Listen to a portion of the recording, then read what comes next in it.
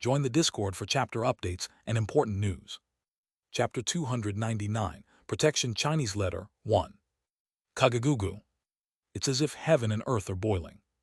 A truly ominous sight as the spiritual energy everywhere bubbles up and turns into dark black water. And as the black water overflows in all directions, the Mad Lord suddenly realizes that he and his wonderfully mysterious fortress have entered within this vast black sea. Wonderfully mysterious fortress. Inside the control room. There, the Mad Lord continuously marvels aloud.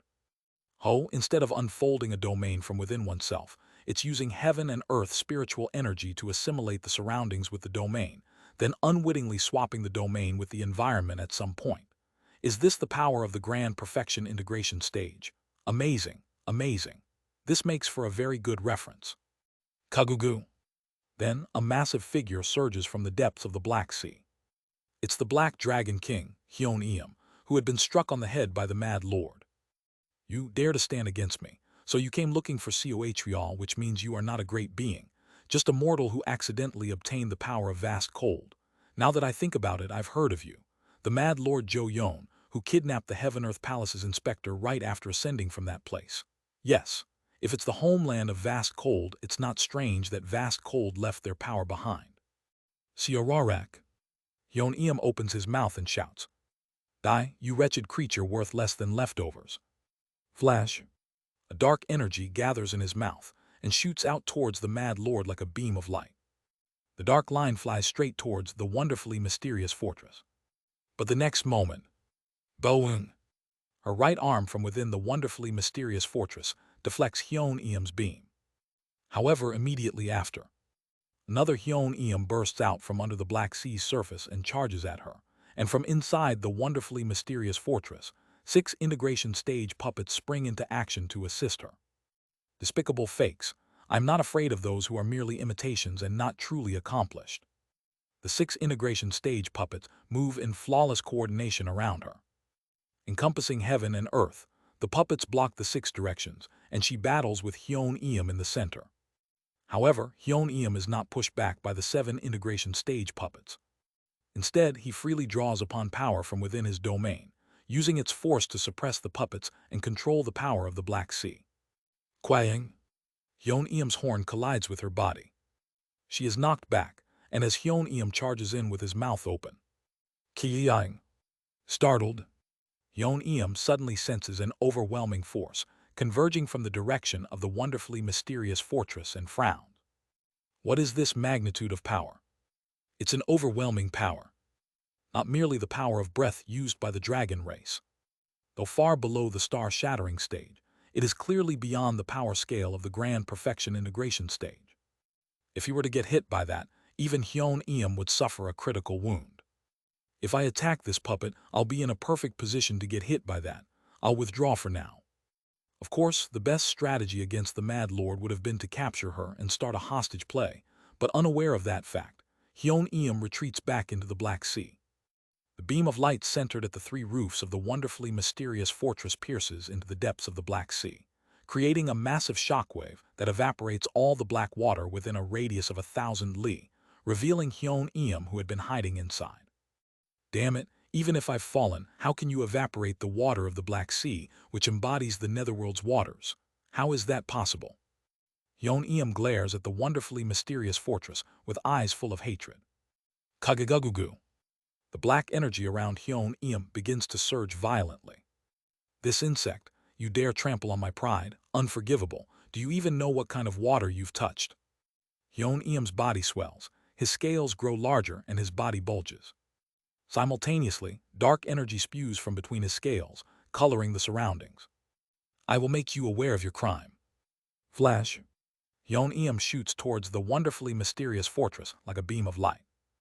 Led by her, the integration stage puppets block Hyun-Eum. Hyun-Eum's horn strikes her. She manages to block it but is flung away as a result. The next integration stage puppet is shattered into 2 pieces, and the third has its upper body blown away.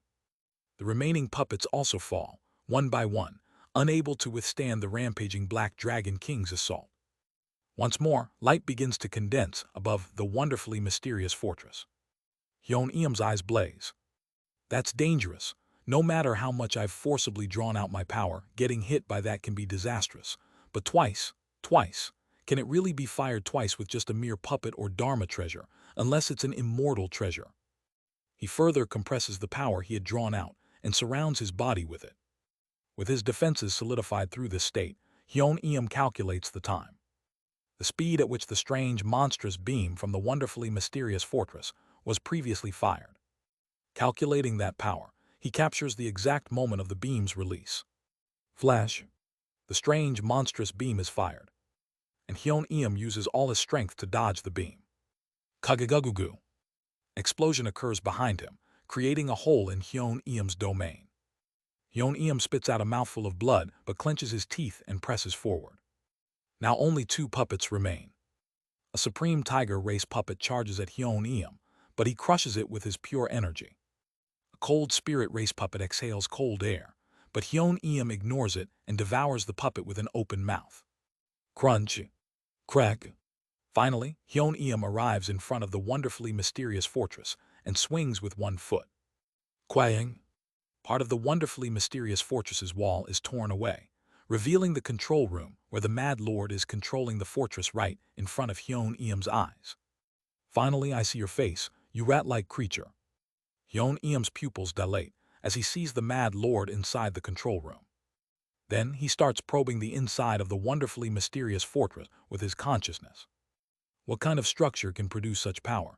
Is it because of vast cold's power? Hyun consciousness extends everywhere and reaches the topmost layer of the wonderfully mysterious fortress, a place created solely for the Mad Lord's ideal. And Hyun eyes widen. This is an immortal art Chinese letter. He takes a breath, distancing his face a bit from the Mad Lord. I see it's utilizing the power of immortal arts. I suspected it was infused with vast cold's power, but it turns out it was cultivated using the power of immortal arts directly. Yes, my apologies. No, I apologize. It's a type of immortal art I've never seen before, so it means it's a personally developed immortal art. Hyun begins to laugh heartily, as if the anger he had shown earlier was all a lie. Haha, I was shocked, thinking the Nether Crossing River was shaken by a mere insect, fellow Taoist. Indeed, shaking the Nether Crossing River would be difficult without someone of equal standing.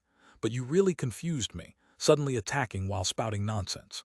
Well, it's no wonder I initially perceived you as at least of equal standing since you harbored the power of vast cold from the beginning. His expression softens as he continues to speak. That aside, if you haven't come to convey a message from those above, then it must mean you came to meet me of your own will.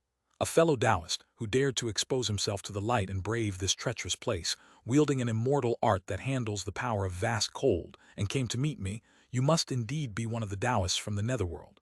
I think I know who you are. Ho. Hyun smiles, wanting to continue the conversation with the Mad Lord. Meanwhile, the Mad Lord is frantically pressing buttons in the control room, spitting out a short remark.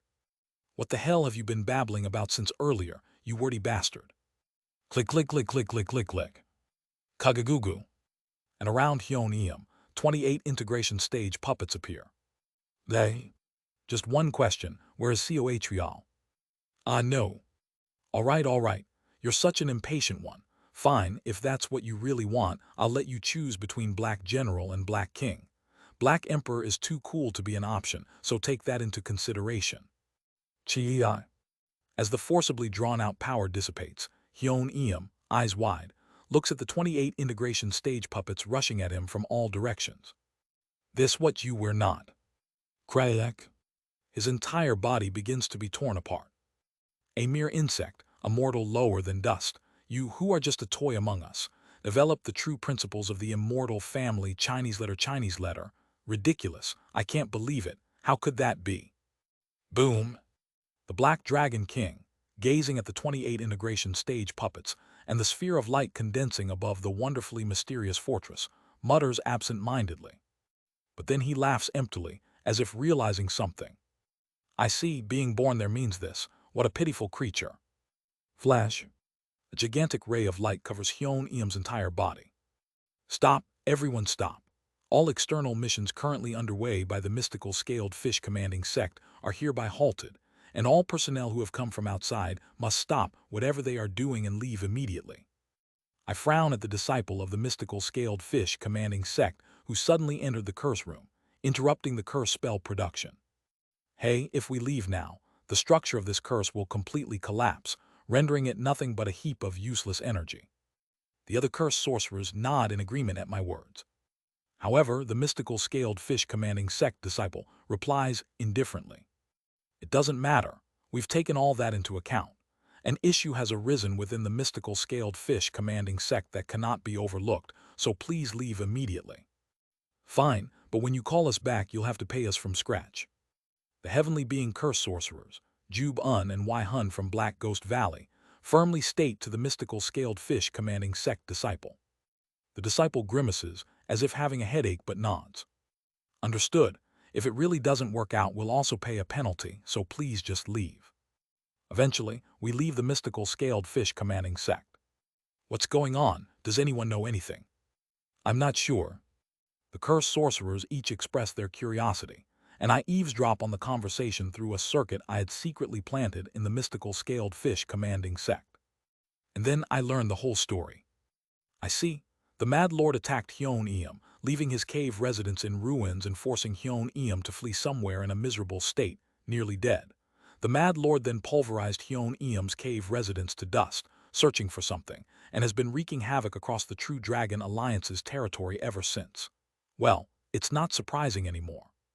It's just the Mad Lord being the Mad Lord.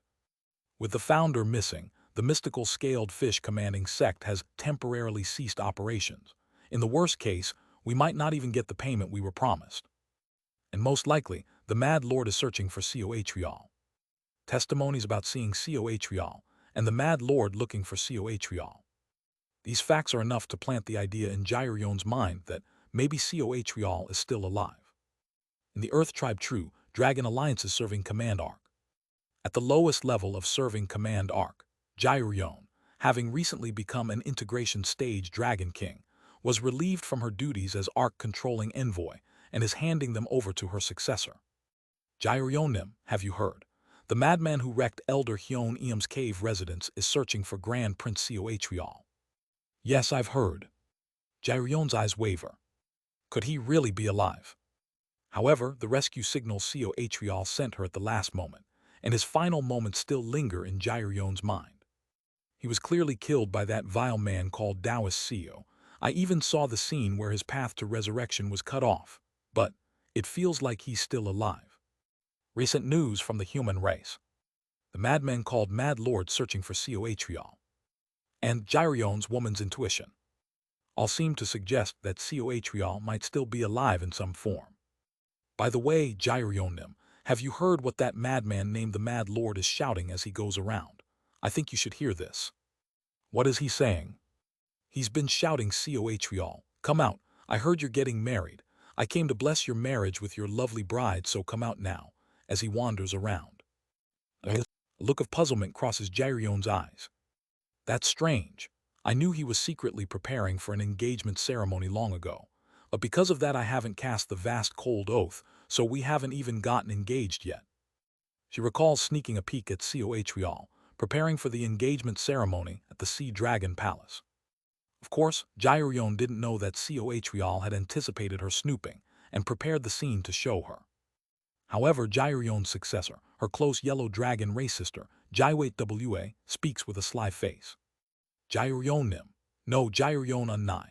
I'm speaking as a family member, not in terms of yellow dragon race hierarchy, so please listen carefully. Okay, tell me. The sudden message that Grand Prince Co sent saying he died, the rumors of him being seen in the human race territory, the madman's words about him getting married, and the engagement ceremony he was preparing. Considering all this together. With a serious face, Jaiwait Wa grabs Jairion's shoulders and says, Grand Prince Co might be cheating. What? He's definitely with another woman right now. In no way, how could Grand Prince Co? He's such an upright. However, as she speaks, Jairion can't prevent an image from flashing through her mind. That human pet. The human woman who walked around the serving command arc, holding Coatrial's hand. As she thinks of her, Jairion grounds her teeth without realizing it. Now that I think about it, when he first saw that Taoist Co guy, it was on the flying immortal platform. He seemed to have some potential but didn't quite meet my standards, and they seemed to know each other from the lower realm. They didn't look like they had a bad relationship at first. Her mind begins to race. They didn't meet after that, but suddenly this Taoist Seo comes and kills him in a way that prevents resurrection, and Seo Atrial sent me that scene. Perhaps Seo Atrial was trying to make Jairyon believe that he was dead. Such thoughts spin in her mind. Then he goes to the human territory with that pet, and cheats. Crunchy. Unconsciously, Jairyon emits a force that distorts the space around her. Everything seems to click into place. Maybe the engagement preparations back then were not for me but for that pet, and the rumor about him marrying that pet spread, making the madman search for him. Yes, that must be it. Her instincts as a woman are telling her. Seo Atrial is still alive. And he must be with that woman from the human race. Seo Atrial. Regardless, Seo Atrial, who supposedly died at the hands of Seo Yunhyan, could not answer her. The dead, after all, do not speak. I exclaim in astonishment. Amazing, this place is the Grand Nirvana Temple. The Grand Nirvana Temple, where T. Yoljian resides, is beneath Heavenly Human Island. It's a small temple situated at the bottom of a valley under the Cloud Island archipelago. However, what's astonishing is that the entire valley, where the Grand Nirvana Temple is located, is covered with enormous tingwas. I fail to close my mouth as I observe this majestic sight. So Opa, are there cultivation methods here that can aid with consciousness? I came down here with Kim Yon. After finding some consciousness methods that she and I can use, all I have to do is ask Kim Yon to contact Kang Min Hee and my part will be done. Yes, and there's also a grand cultivator of the integration stage here, one whose martial arts seem to match especially well with yours. I think of the fighting spirit of T. Yoljian. Her enlightenment is clearly centered on the heart method. However, in the bright cold realm, there haven't been any specific internal energy methods developed. That means her fighting spirit is a fighting spirit founded on the immortal path method. I had never known it was possible to reach entering heavens through refining immortal path methods, but thinking she can greatly aid Kim Yon, who substituted martial arts achievements with consciousness methods, I brought her along. We cross the valley decorated with majestic tingwas and finally arrive at a small temple. However, unlike other temples, where the main hall is called Grand Hero Hall, this one is called Grand Nirvana Hall, written and pronounced the same way as T. Yoljian. Creak. The door of Grand Nirvana Hall opens, and T. Yoljian walks out from inside. Welcome, both of you. At her gesture of joining palms, not only do I respond instinctively, but so does Kim Yon next to me. It seems likely that this too is a function of her heart and Heaven Tingwa painting. Kim Yon and I enter the Grand Nirvana Hall. It seems this building is called Grand Nirvana Hall. Yes, the names are a bit unique because we are a minor sect, and as you might have guessed, my name is also derived from this Grand Nirvana Hall. We head to the Buddha shrine and pay respects to the 7 Brilliances kings, the bodhisattvas of this world, and then move to the guest hall to sit. T. Yoljian herself brings the tea leaves, kindles the wood, lights the fire and brews the tea for us. It's clear and pure. I remark on the fragrance of the tea and the aura I feel in this temple. It seems like a good place for solitary cultivation. Solitary? There are many people here, it's always bustling. At T. Yoljian's words, I look around. Now that I think about it, this guest hall. Indeed, there are large tingwas hanging everywhere. Are you interested in Buddhist family methods? I'm interested for secular reasons. I need methods related to consciousness. At my words, T. Yoljian smiles faintly. There are plenty of consciousness methods, especially the 7 Brilliances King's lineage methods are mostly consciousness methods. There are things I'd like to ask about those 7 Brilliances Kings as well. My eyes meet the bodhisattvas and the tingwas. The bodhisattvas and the tingwas all wear benevolent smiles. What would you like to know? I'd like you to tell me everything. Everything. I'll tell you what I know. T. Yoljian excitedly brings over one particular tingwa. To explain the 7 Brilliances Kings, I first have to explain the future king. The tingwa depicts a being. He is seated on a lotus in a meditative pose, dressed in a black cassia monk robes, and smiling benevolently. Below the lotus are 7 bodhisattvas. The 7 Brilliances Kings that resemble those in the tingwas hung around are looking up at the being in black cassia, raising their hands high up. It's as if they are praising the virtue of this being. The being extends one hand, as if inviting the seven brilliances kings to his side. The future king signifies salvation that will come someday. Some say he represents hope, or tomorrow, and the future itself. In terms of the immortal path, he represents the true immortality, or the shedding after entering nirvana. He is also of great significance in the origin of Buddhist family methods, embodying the essence of Buddhism itself. And the seven brilliances kings are bodhisattvas and heavenly kings who teach to reach the future king. It is said that once their role is complete, they will follow the path set by the future king, rise to sit beside him, and enjoy the true Dharma in the eternal paradise. Kim Yon says with sparkling eyes, "That's a wonderful story. They seem like remarkable beings. I used to occasionally attend Buddhist lectures back in my hometown." Hoo, it seems your hometown also practices Buddhist family methods. I already feel a kinship. He seems to find T. Yoljan's story quite fascinating. However, such a future king is too vast a concept that it hardly appears in the methods. It's mentioned once or twice in the scriptures at most. Essentially, it's the personification of the entire 3,000 great heavenly worlds itself. Therefore, what's usually mentioned in the methods are the seven brilliances kings, who are practically disciples of the future king. Among them Tridakna vast cold heavenly king cultivator CEO. Suddenly, T. Yoljan's gaze turns towards me. Kim Yon also notices something strange about me and asks with concern, "Oppa, are you okay? Are you feeling unwell?" I can't answer. For some reason, I feel a strange sense of déjà vu. At the same time, I feel unbearably nauseous. I feel like I'm going to vomit. Since reaching the core formation stage, I have never been sick or felt like this due to health reasons.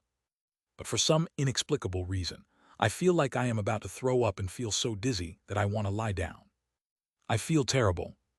I examine my body but can't find the cause at all.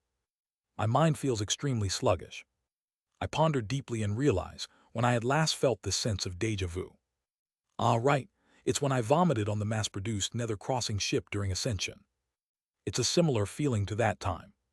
Feeling like parasites are wriggling in my brain, I eventually can't endure it any longer, and with all the strength I can muster, I force the feeling of vomiting towards Seo Lee.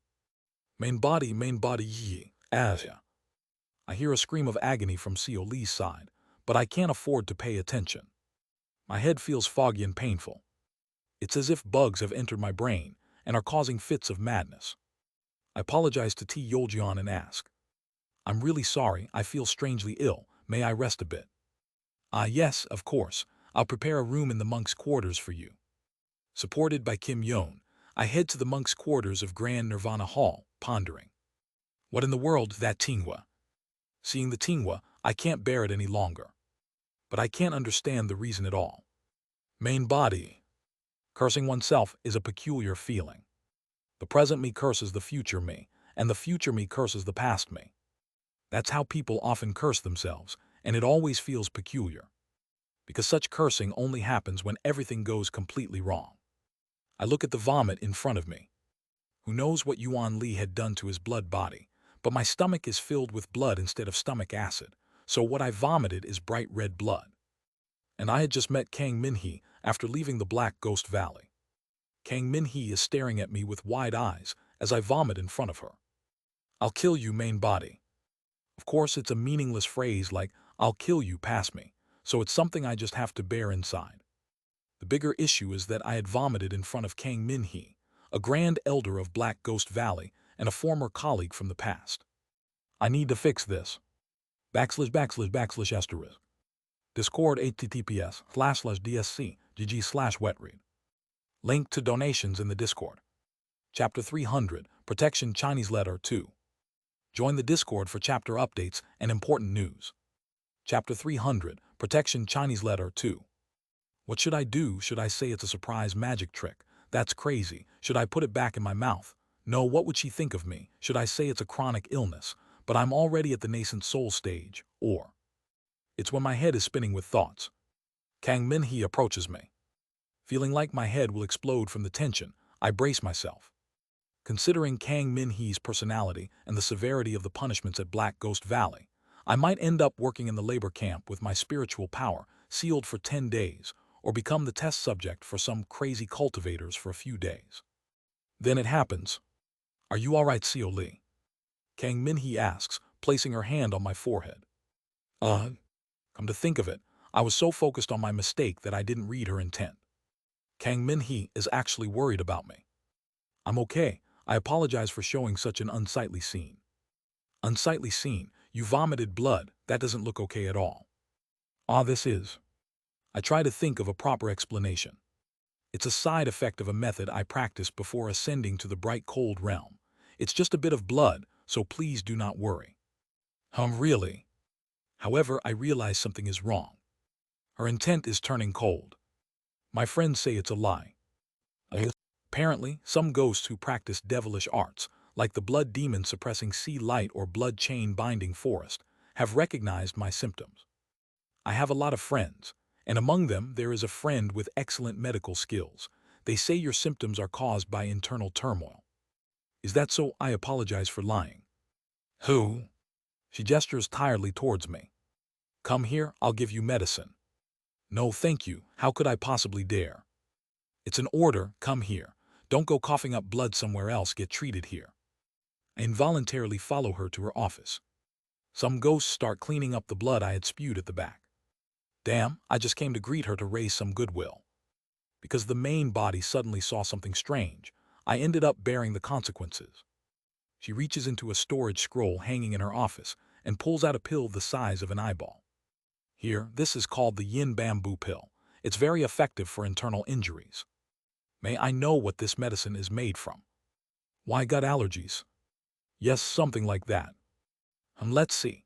It's made from ingredients good for internal injuries, dried leaves of ghost yang flower that grows in places with thick yin energy in Ghost Valley, ghost bamboo that grows in swamps, and yuke, wine bone toad poop. It seems she is hearing the ingredients from her friends. And black moss and clay used for building houses. Really, why would you make medicine from that? What? The clay has the power of consciousness imbued in it. What is this? She hesitates for a moment, then asks me. It contains frog poop and mud. It should be safe to take. What do you think? Do you want to eat this? Yes, please give it to me. If I think of it as Yuan Yu's body, I can eat things even worse than poop. Rather, the thought of insulting Yuan Li actually makes me feel refreshed. All right. I thank Kang Min-hee, chew the pill, and activate the blood demon suppressing sea light. Life energy surges through my body, and my chest feels refreshed. How is it? Do you feel better? Yes, thanks to Grand Elder, I feel much better. The disgusting, revolting feeling that made my stomach turn is completely gone. Yet I feel slightly worried. The main body's passed out right now. No, rather than passing out, it's more like he's lying down in the monk's quarters to recover his strength, sleeping as if fainted. The problem is that the main body is sleeping. After reaching the core formation stage, I hardly needed sleep or food, and since I swore revenge on Yuan Li after Hyang Hwa died, I haven't slept properly. I rarely felt so weakened that I needed to sleep. If I ever passed out, it was usually because I had encountered an exceptionally powerful enemy and fought until I lost consciousness, endured extreme environments for over 10 years until my spiritual power was completely depleted, or met a great being. But the main body started acting strange after looking at just one Tingwa painting. His physical condition isn't that bad either. Thanks to the enlightenment from T. Yoljian, I learned how to draw power from deep within my unconscious, converting that power into vitality through the formless sword. Yet out of nowhere, I suddenly felt nauseous and fainted. It's such a strange occurrence. Is there something hidden in that Tingwa? Perhaps that's the case. If so, it's truly terrifying. Because Yon has also seen Tingwa. Perhaps T. Yoljian is being controlled by deities like the Seven Brilliances Kings or the Future King, without even realizing it. My primary concern is the safety of the main body. At the same time, I'm worried about the safety of us. The main body has always been me. I am Seo Yunhyan, and Seo Yunhyan is Seo Lee. It's no different from playing with a puppet in one hand and performing ventriloquism. Of course, calling it merely ventriloquism is an understatement given the resources and level of the technique involved. My current situation is like a ventriloquist fainting from exhaustion while the puppet wakes up and continues the performance. It's an utterly nonsensical situation. So is the current me the original Seo Yunhyan, or a second personality born from Seo Yunhyan? I feel confused about my identity. Of course, it isn't as if I'm suffering or worried about being truly separated from the main body. It is what it is. I possess the memories of the original Seo Yunhyan, as well as his enlightenment. Whether I am Seo Li or Seo Yunhyan, or a second personality born from him. Honestly, that's all there is to it. I have no desire to possess the main body or to steal his life and the power of his regression. The main body's life, the power of regression, and his fate are all in themselves terrifying despair and pain. I don't want to take that on. What worries me is regression. Until now, I was sure that if the main body died, his consciousness would fully transfer to me, and I would become the resurrected form. If the resurrected form dies, I would regress again. However, seeing signs of separation between the main body and my consciousness raises a concern. If the main body dies, he might regress without resurrecting as me. That would be a loss for the original and a huge concern for me. If that happens, what will happen to me? Would I regress with the main body or stay in this world line? Either way, it doesn't matter. Once the main body wakes up, I'll need to discuss this issue with him. I organize my thoughts and bow my head to Kang Minhee in front of me. Thank you very much, Grand Elder. All right, it's good if you're feeling better. Next time, don't think it's rude. If you're struggling or in pain, speak up immediately. I hate people who pretend to be fine the most. Haha, is that so? Yes, back in the day, there was a fool like that in my hometown. What kind of fool? That fool and I, how should I put it, we worked together in a place like a merchant association. That fool made a huge amount of mistakes when he first joined. He managed to improve after making the mistakes soon enough, but anyway, in his second week, he spilled a drink on his superior's desk. I know exactly what she's talking about, and my mind sinks. Damn it. It's about me. Definitely about the incident when I spilled coffee on Chief Hyunseok's seat. Hyunseok Hyungnim. I thought he was the scariest in the department back then. They say when a woman harbors resentment, frost falls in summer. Then why doesn't frost fall when a man gets angry? Because when a man is angry, it's a force in itself. Now, Oh Hyunseok and I got along well as brothers, and he himself is the type who easily laughs and makes friends. However, typically, such people are the most terrifying when they get angry. After work, I was called to the smoking area for an hour and a half and got a stern lecture while standing in a parade rest posture. It was the first time I realized how terrifying it could be to be reprimanded without getting hit, especially when someone as big and muscular as him speaks in a low, stern voice. I thought there was a lion growling in front of me. When that stupid bastard messed up, I waited for him to get scolded by his boss and then we went home together. When I saw him, he was drenched in cold sweat and his legs were so weak he could barely stand. When I told him to, how should I explain this here? Something like a transport magic artifact. I told him to sit, but he insisted on standing. That's exactly how it was. She had waited for me, struggling herself. I remember the events of that day. Even worse, it started raining when we got off the subway, and Kang Min-hee didn't have an umbrella. Back then, both of us commuted from our family homes in the southern part of Gyeonggi, so we took the Shinbundang line from Seoul to Gwangju. One of the reasons I started dating her was that our commuting routes overlapped, and we both got off at Gwangju. When we got off, all the convenience store umbrellas were sold out, and there was nowhere to buy one. Since my home was closer to Gwangju Station, I decided to run home and gave my umbrella to Kang Min-hee, who had further to go. That's a memory too. Kang Min-hee recounts the story exactly as I remember it, including how I gave her my umbrella. However, her perspective on the experience seems slightly different from mine. That idiot moron bastard dared to catch a cold the next day and wandered around all day with a fever, driving me crazy trying to take care of him. I was so frustrated watching him sniffling all day without being able to speak properly. I don't remember it being that bad. From my memory, I managed to get through the day fairly well. But it seems Kang Min-hee remembers it a bit differently. And what's more, that day, there was something called Excel from my hometown. Our superior taught it to us that day, but because of the cold, he couldn't properly get it in his head and kept coming to ask me about it. She laughs as if amazed by her own story. This shows that if you fail to take care of yourself in time, the harm spreads to the whole group. Remember this, Don't act like that idiot moron. Hearing her story, something stirs in me, and I ask a question. But excuse me, Grand Elder. What is it? In the story you just told, you mentioned that the fool gave you his raincoat and got a cold the next day. Yes, that's right. Then, if you hadn't taken the raincoat, wouldn't you have caught the cold instead? That could have been the case, but unlike that fool, I'm smart. She sighs and continues. If I had caught the cold instead, I could have learned from that fool later, right? He's too dumb to understand anything more than what I explained to him, but I can grasp most things with just a single explanation. So it would have been better for me to learn from that idiot later. Therefore, she lights a pipe and stands up. Kang Min-hee begins drawing a formation on the ground that communicates with the nether ghost realm, finishing her story with the following words. If I could go back in time, I would get sick instead. The main body woke up again. I explained everything I had experienced to the main body and summarized all the events that had occurred while he was asleep, transmitting the information to his consciousness. However, I did not convey Kang Min-hee's last remark to the main body. // Discord https://dsc.gg/wetread.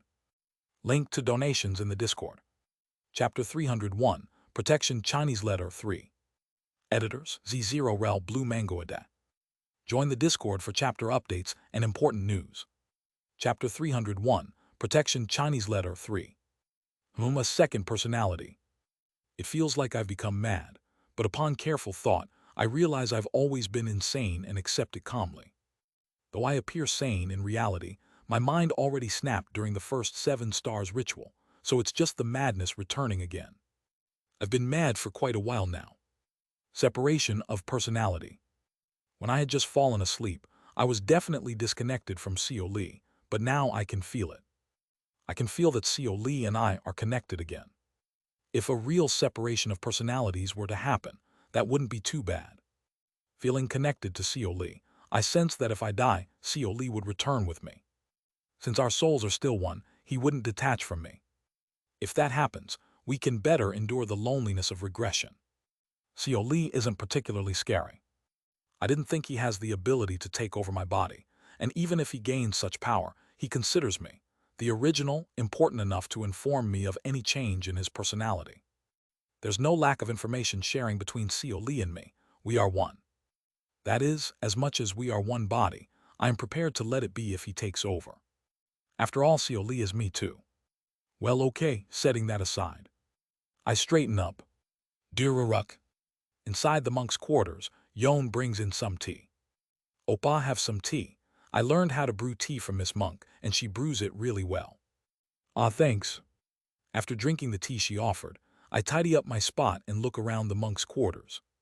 There are quite a few books here. Even inside the living quarters of monks, there are bookshelves here and there, filled with books. I randomly pick one to read. I've seen this fairy tale in the head realm. I flip through the familiar fairy tale book and put it back. The fairy tale, with the theme of sincerity moves the heavens, seems to exist even in the bright cold realm. I also read several books on Buddhist family methods to broaden my understanding of them, and the 7 Brilliances Kings. After a while, Kim Yon, using the wonderfully mysterious innate heart canon, says, Yunhyan Oppa, monk tea is calling for you. Ah, okay, let's go now. I put the books back on the shelf and head back to the Grand Nirvana Temple's guest hall with her. There, T. Yoljian is waiting with several books laid out. These are the Buddhist family methods you requested, cultivator CEO. There are consciousness methods, body refining methods, and regular methods. There are various types, so take and learn them as you wish. I express my gratitude and pick up the books, skimming through them before being startled. Wait, aren't all of these methods for reaching the integration stage, starting from the nascent soul stage? I expected them to be methods for the chi building and core formation stages at most, but recognizing their value makes my hands tremble. T. Yoljian smiles slightly. After all, I lack the talent for heaven tribe methods, so my cultivation has only reached the core formation stage. These method books have no value to me beyond being sutra annotations. What do you want in return? What do you mean? As I said, they hold no great value to me. I'm giving them to you for free. After all, we're both grand cultivators.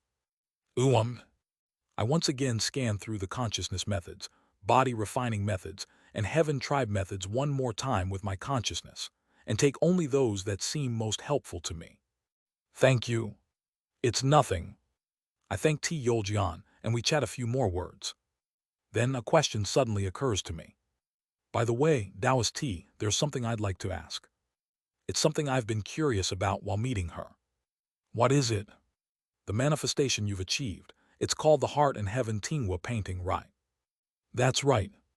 While confronting your Heart and Heaven Tingwa painting, I felt that the essence of your manifestation stems from the core formation method you practiced. In other words, a heaven tribe method. That's right. In martial arts terms, she achieved entering heavens through internal energy methods. Since she's originally from the middle realm, it's certain that she didn't practice internal energy methods, but rather a heaven tribe method to reach entering heavens. In short, it's as if Cheng Mun Ryong had reached entering heavens through his obsession, with understanding before breakthrough. I wondered how that was possible. If such a thing was possible, why aren't all those obsessed with their cultivation methods becoming members of the Heart tribe? At my words, T. Yoljian laughs and says, I am first and foremost a religious person before being a cultivator. As someone who has returned to the Buddha and developed my faith in the 7 brilliances kings to the extreme, I was able to reach manifestation as a result. Ultimately, the key is not an obsession with the cultivation method itself, but rather an intense yearning for a particular enlightenment within the cultivation method that leads to manifestation. Feeling a mix of regret and curiosity about Cheng Mun Ryong, I ask her a question. Is it possible to reach entering heavens through immortal family methods, for example, by seeking understanding before breakthrough? It is theoretically possible. However, immortal family methods are much more difficult than Buddhist family methods. Why is that? Buddhist family methods always involve defining the existence of intent and understanding its exchange. After all, even the 7 brilliances kings are said to reside within us as a form of intent. Immortal family methods are not like that. They are practiced solely by oneself. That's why it is infinitely more difficult to achieve manifestation through immortal family methods than Buddhist family ones. And one more thing. She explains another difference between immortal family methods and Buddhist family methods. If Buddhist family methods derive their foundation from the 7 brilliances kings, immortal family methods mostly derive theirs from heaven and earth. These are the heaven tribe and earth tribe methods, especially since heaven tribe methods take heaven as their origin. The more you practice, the less you care about human intent, making manifestation even more elusive. I see. Indeed, it seems that the more one masters heaven tribe methods within the immortal family methods, the further one moves away from the enlightenment of manifestation. I too felt that the higher my realm, the more contradictory the enlightenment demanded by the heaven, earth, and heart tribes became, so it makes sense. After a few more words, I express my thanks to her and get up from my seat. Thank you for enlightening me on many things. From now on, as fellow grand cultivators and fellow heart tribe spies, I look forward to your guidance. Heart tribe spy. I just ran away from my master to become independent, so I'm really not a spy. Maybe you are the only spy cultivator CEO. She responds to my joke with a joke of her own and sees me and Yon out. At the gate of Grand Nirvana Temple, another question suddenly occurs to me. By the way, I have one more question. What is it? If you don't want to answer this, you don't have to. But I was wondering why your name and the name of the Grand Nirvana Temple's Grand Nirvana Hall are the same.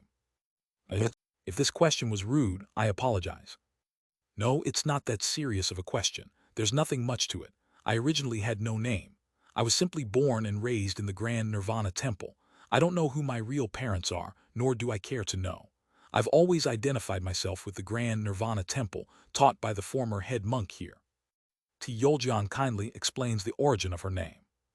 The head monk told me to return to the secular world and enter the nascent soul stage to find my parents, and didn't give me a Dharma name. But I didn't want to sever my ties with Grand Nirvana Temple, so I decided my own Dharma name to be T. Yoljian, the same as Grand Nirvana Hall. She bows with folded hand as she sees us off. My name is T. Yoljian, just a rebellious rascal who didn't even receive a name from Grand Nirvana Hall. We bow in return and then leave. Meeting her gave me much to think about and much to gain. After returning to Heavenly Cauldron Mountain from Grand Nirvana Hall, I ask Yon for a favor. Min-hee unnai. Yeah, do you think it's possible? You know that Jeon Myo-hoon wasn't on good terms with everyone, and that my relationship with Kang Min-hee wasn't great either, right? You two didn't get along well. For some reason, Kim Yon looks at me with partly closed eyes. I'm puzzled, not knowing the reason. Yes, well, I'll try to contact her. I have something to talk about with Min-hee unnai anyway, and I also want to see her. Thanks, that's great. Soon after, Yon contacts Black Ghost Valley. And the reply comes quickly. Kiyua? A ghost from Black Ghost Valley comes to the training grounds where Yon and I are practicing. Kim Yon, who had been practicing the paired wing dance in front of me, looks at the ghost as it approaches her. She connects her consciousness with the ghost using the wonderfully mysterious innate heart cannon. After a while, her expression brightens after receiving the ghost's reply. Oppa, Min-hee unnai will have time to meet after the full moon, so we'll meet then. Oh, as expected. Kim Yon, who was always the most beloved in the company, received a quick reply. However, I feel something strange. Wait, from Seo Lee's perspective, Kang Min-hee seems to be quite free now. Why insist on meeting after the full moon? It's as I said.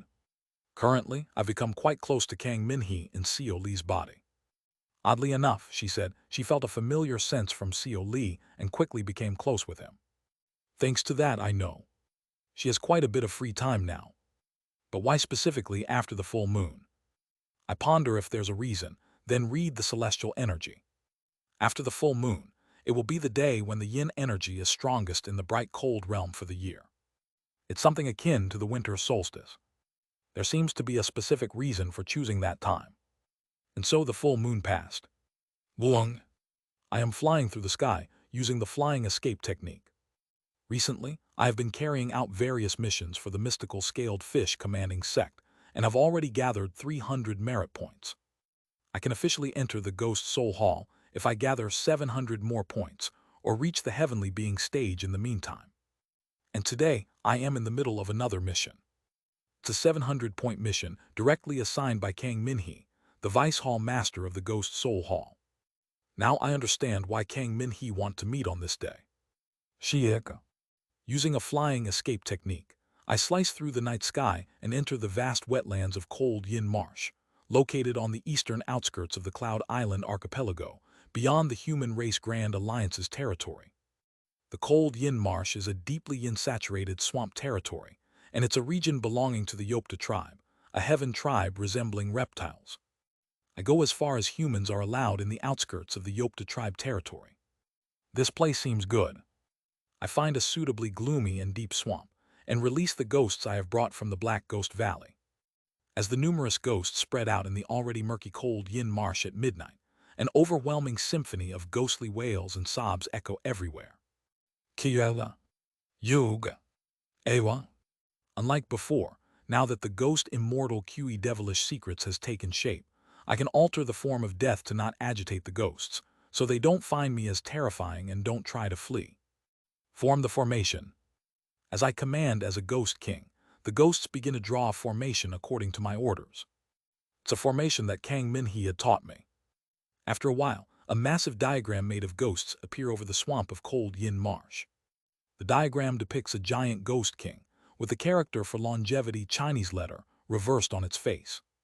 I gather the surrounding yin energy and ghostly energy, forming hand seals and chanting incantations.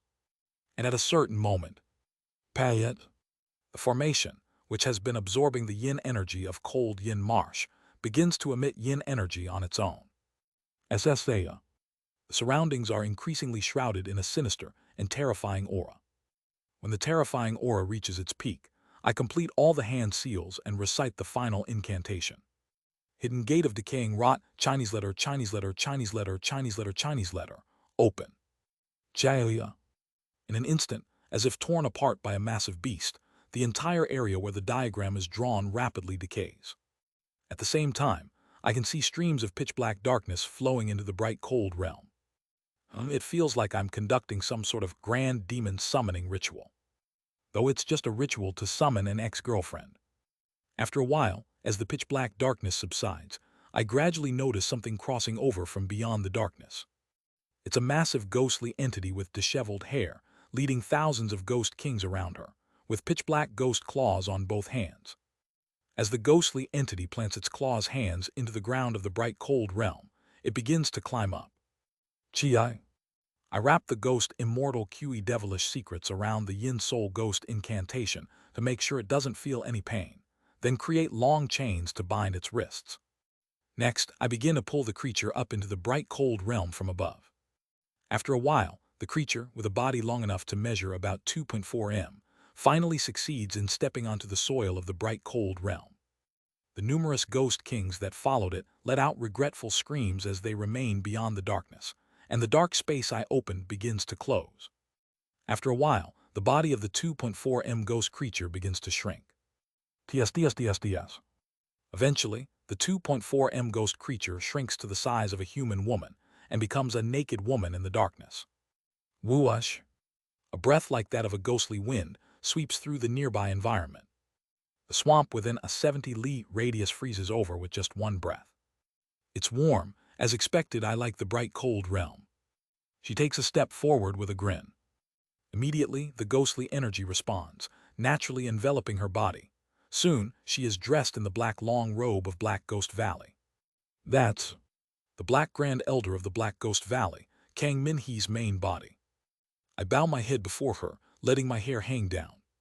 Since I am also wearing the characteristic black robe of the Black Ghost Valley, she and I clearly look like a superior and her subordinate. Seo Lee, Yin Soul disciple of Black Ghost Valley, I have completed the mission assigned by the Grand Elder. Ah yes, good work, Seo Lee. She laughs, emitting frost with every breath.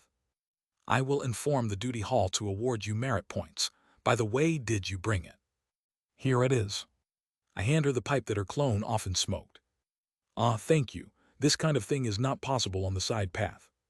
The mission I had undertaken, worth 700 merit points, was to help the main body of Kang Min-hee, the Black Grand Elder and Vice Hall Master of Ghost Soul Hall, to enter the bright cold realm from the side path. Who will? Using Will-o'-the-Wisp, she lights the pipe and walks to a suitable spot.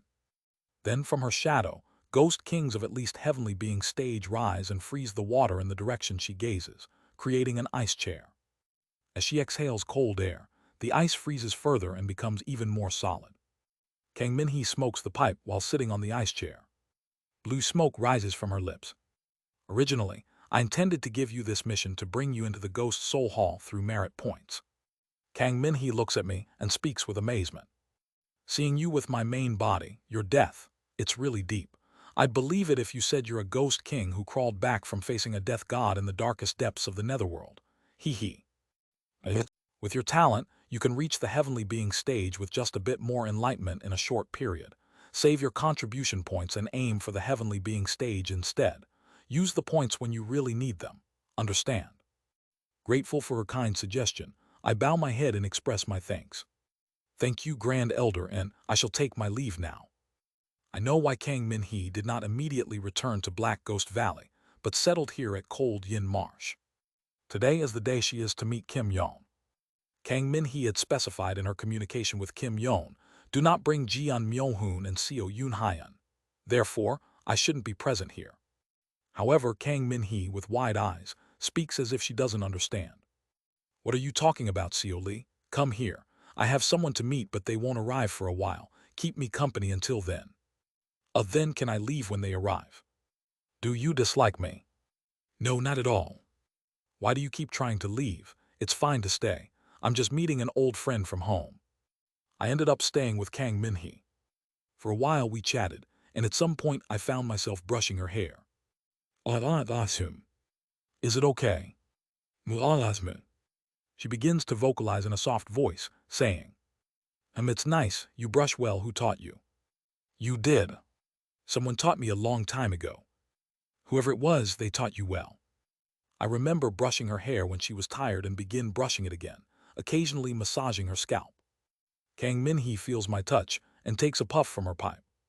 Blue smoke wafts up as she remains silent for a moment. It's cold, the side path.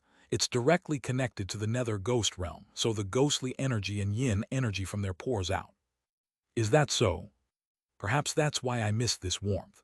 I felt it indirectly with the clone, but the warmth felt by my true body is certainly more special. She relaxes and rests her head in my hands for a while. Shall I massage your shoulders too? Please do. I naturally comfort her in the order she used to like. Under the night sky, her perpetually cold shoulders gradually begin to warm. Time passes. Payet. From afar, a pale pink glow flies in. It's Yon. I feel uncomfortable as if I'm breaking a promise, but since Kang Min-hee told me not to leave, I stay. Todd. Yon emerges from the dim glow. Her eyes meet Kang Min-hee's. Doug. Kang Min-hee quickly puts away her pipe into the storage scroll and greets Kim Yon warmly. Yona Tilda, it's been Sue Tilda long, our cutie, how have you been? Anai Tilda, I haven't been great, but it wasn't unbearable. Kang Min-hee squeezes Kim Yon's cheeks with both hands, doting on her, and Kim Yon laughs happily in response. After laughing and chatting for a while, Kang Min-hee introduces me to Kim Yon. This is Seo Lee, a friend who attends to me. It's okay for him to stay with us, right? Of course. Hello, I'm Kim Yon Min-hee Anai's Jr. You're very pretty too. Thank you. There's something I need to correct, but I awkwardly smile and let it pass for now. After a brief lively catch-up, they move to a nearby rock and create seats using an earth-manipulating technique, and begin to talk in earnest. I feel like a third wheel between them, but decide to endure it. During their conversation, Kim Yon coughs slightly, then speaks to Kang Min-hee with a bit more seriousness. Min-hee Unai. What? Have you met with any of our other colleagues? Colleagues? People from our company? No, I haven't met them. I've heard things here and there, but I haven't actively looked for them. Jeon Myung-hoon, that bastard. I heard he's dead. Section chief isn't dead, though. Oh, I thought something happened with the whole sect or something. Guess I heard wrong. Just die already. Why isn't that bastard dead? Despite her words, she internally breathes a sigh of relief. Well, it seems Yunhai and Oppa managed to save him somehow. Min-hee Unai. What? Kim Yon hesitates for a moment, glances at me to ensure I wouldn't understand, and speaks in Korean. I started dating Yunhai and Oppa. Kim Yon watches Kang Min-hee's reaction carefully as she speaks. For a while, both of them are silent. Kim Yon cautiously asks Kang Min-hee, "Is that okay?" // Discord https://dsc gg/wetread. Link to donations in the Discord. Chapter 302, Protection Chinese Letter 4. Join the Discord for chapter updates and important news. Chapter 302, Protection Chinese Letter 4. Kang Min-hee stays silent for a moment after hearing those words. I carefully observe the intent of the pair. Kim Yon's intent is filled with embarrassment, guilt, and worry. And Kang Min-hee? Who? She leans her shoulders against the back of the chair. Then she suddenly starts to smile with satisfaction. Really, I finally feel relieved. Are you okay? Kim Yon, looking pale, asks. Kang Min-hee smiles and says, Yeah, I'm fine, Yona. Didn't I tell you? We were just dating for fun, and there are no real feelings between us. Didn't you notice that I'd been supporting you two from behind since we were at the company? But still. Rather, how did that dumbass figure out your feelings? That's what I'm more curious about. Really? Do you know how frustrated I was while we were at the company? It felt like I swallowed 10 sweet potatoes at once.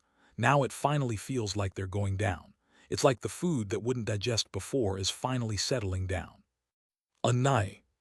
As Kang Min-hee continues, Kim Yon's intent grows more complicated. I'm really fine, really. I've already made a lot of friends here and I'm always surrounded by people, so I'm not lonely. I told you at the beginning, I'm not fated to be with a man. So congratulations, Yona. And if that dumbass makes things hard for you or does something stupid, tell me. I'll refine him into a ghost king for you to control easily. That's okay. I know how to make puppets myself. Haha, that's impressive, you know. Shiver. I desperately control my intent, ensuring it doesn't flow between the two. How much did the two laugh and talk? As dawn approaches, both of them eventually sigh. It's almost time to part. Yeah, it's a shame. Let's meet again when we have time. When will you be able to meet next? Actually, it might be hard to meet again on any other day than today. I usually have to cultivate in the side path, so I'll probably stay in Black Ghost Valley for a year or two before going back. The side path, isn't it hard? It's not that hard. I have a lot of friends there. You'd be surprised if you knew. That's a bit of a relief then. Yes, Tilda, no need to worry, okay. However, Kim Yeon can't erase her worried intent as she looks at Kang Min-hee. Anai, I have to start going soon, but can I say one last thing? What is it? If you still have feelings for Yoon-hae and Oppa, I can give up. Everyone knows you two got along well at the company, so please tell me. I had a good relationship with her. I had a good relationship with him. Kang Min-hee asks incredulously. It seems like Yeon is misunderstanding something. We were more like frenemies, meaning we couldn't entirely hate each other privately. Publicly, we clashed openly, and even privately, we bickered a lot. How can she think of our relationship like that? I always fought with him when we met. Really, to me, it looked more like childhood friends playfully teasing each other. Oh dear, maybe it's because I only shared the playful stories with you. Anai, if you really have feelings for him, please tell me. Kang Min-hee frowns, seemingly annoyed. Hey Kim Yeon, why are you acting like this? I told you I don't have any feelings, it was just a joke. Neither of us took it seriously, so why are you making a fuss? Stop it already. I genuinely support you too, so you don't need to worry. The intent of genuinely supporting is true. However, Kim Yeon suppresses her feeling of pity. Okay, I understand. Right, I've been congratulating you since earlier, so I don't know why you keep acting like this. Anyway, didn't you say you have a favor to ask? By now, the sun has fully risen, and the yin energy of cold yin marsh has subsided. Kim Yeon tells Kang Min-hee about Jeon Myo-hoon and the disciples of the Golden Divine Heavenly Thunder sect who had gone to the Nether Ghost Realm. Hearing this, Kang Min-hee exclaims in surprise. Jeon Myo-hoon, other than being flirtatious, he's grown so much. Well, it's been almost 100 years. If he was still the same as back then, he'd just be an idiot. Well, anyway, you're asking me to let Jeon Myo-hoon use the side path, right? Yes. Well, it's possible. That bastard won't try to hit on me again, will he? Probably not. Section Chief, he's matured a lot. Yeah, he should have matured sooner. Kang Min-hee clicks her tongue and nods. Okay, I'll let him use it, but... He says with a serious expression.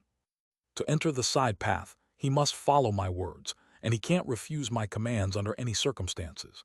Did you say Jeon Myo-hoon is at the heavenly being stage and at the great perfection at that? Yes, according to Yoon-hae and Oppa, he can reach the 4-axis stage with enough time. Then it won't work. If Seo Yoon-hae and you, or any other companions accompany him, I can't allow it. Last time, the disciples of the Golden Divine Heavenly Thunder sect who passed through the side path were at most at the nascent soul stage, with most at the core formation stage, so I allowed them to go together. But if a heavenly being at the great perfection tries to enter, the size of their soul alone would create a large burden, to the point that the side path could collapse if he has companions. Yes, I will let him know. Oh, this. I feel regret knowing that I can't accompany Jeon Myo-hoon. I also have an attachment to the disciples of the Golden Divine Heavenly Thunder sect, and am curious about the secrets of the Nether Ghost Realm. It was also an opportunity to build the longevity axis. I'll have to wait for the next opportunity. It's unfortunate for Jeon Myo-hoon as well. At least if he could take Yeon-jin, he could get advice from Yeon-wei. As an experienced person who went to the Nether Ghost Realm, Yeon-wei would have provided much help to Jeon Myo-hoon. I nod. Given this situation, we should ask Yeon-wei directly. While listening to their conversation through Seo Lee, I leave Heavenly Human Island and head for Thunder Spirit Island.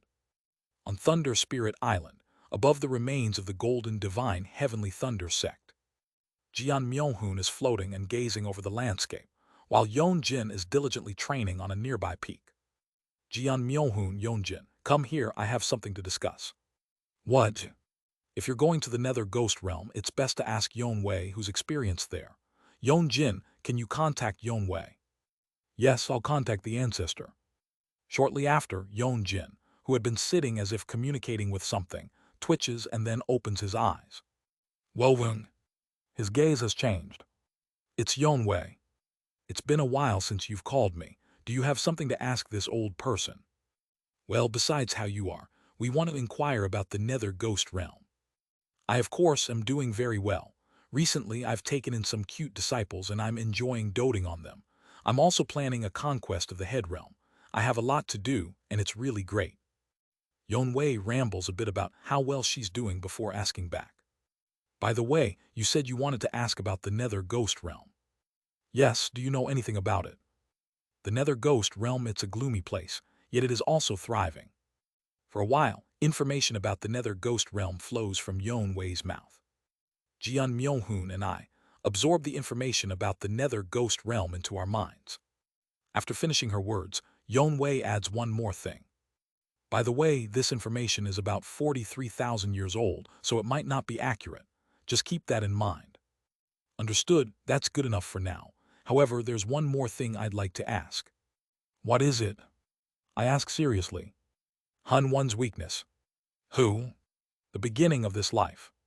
From the very first day, I had to struggle in a chase with Hun One. If caught, it would have been straight on to the next life, so I had to fight with all my might. But knowing Hun One's weakness from the start would have made it no problem at all. Yonwei appears to ponder for a moment. Weakness? Originally, there was no such thing as a weakness for that guy.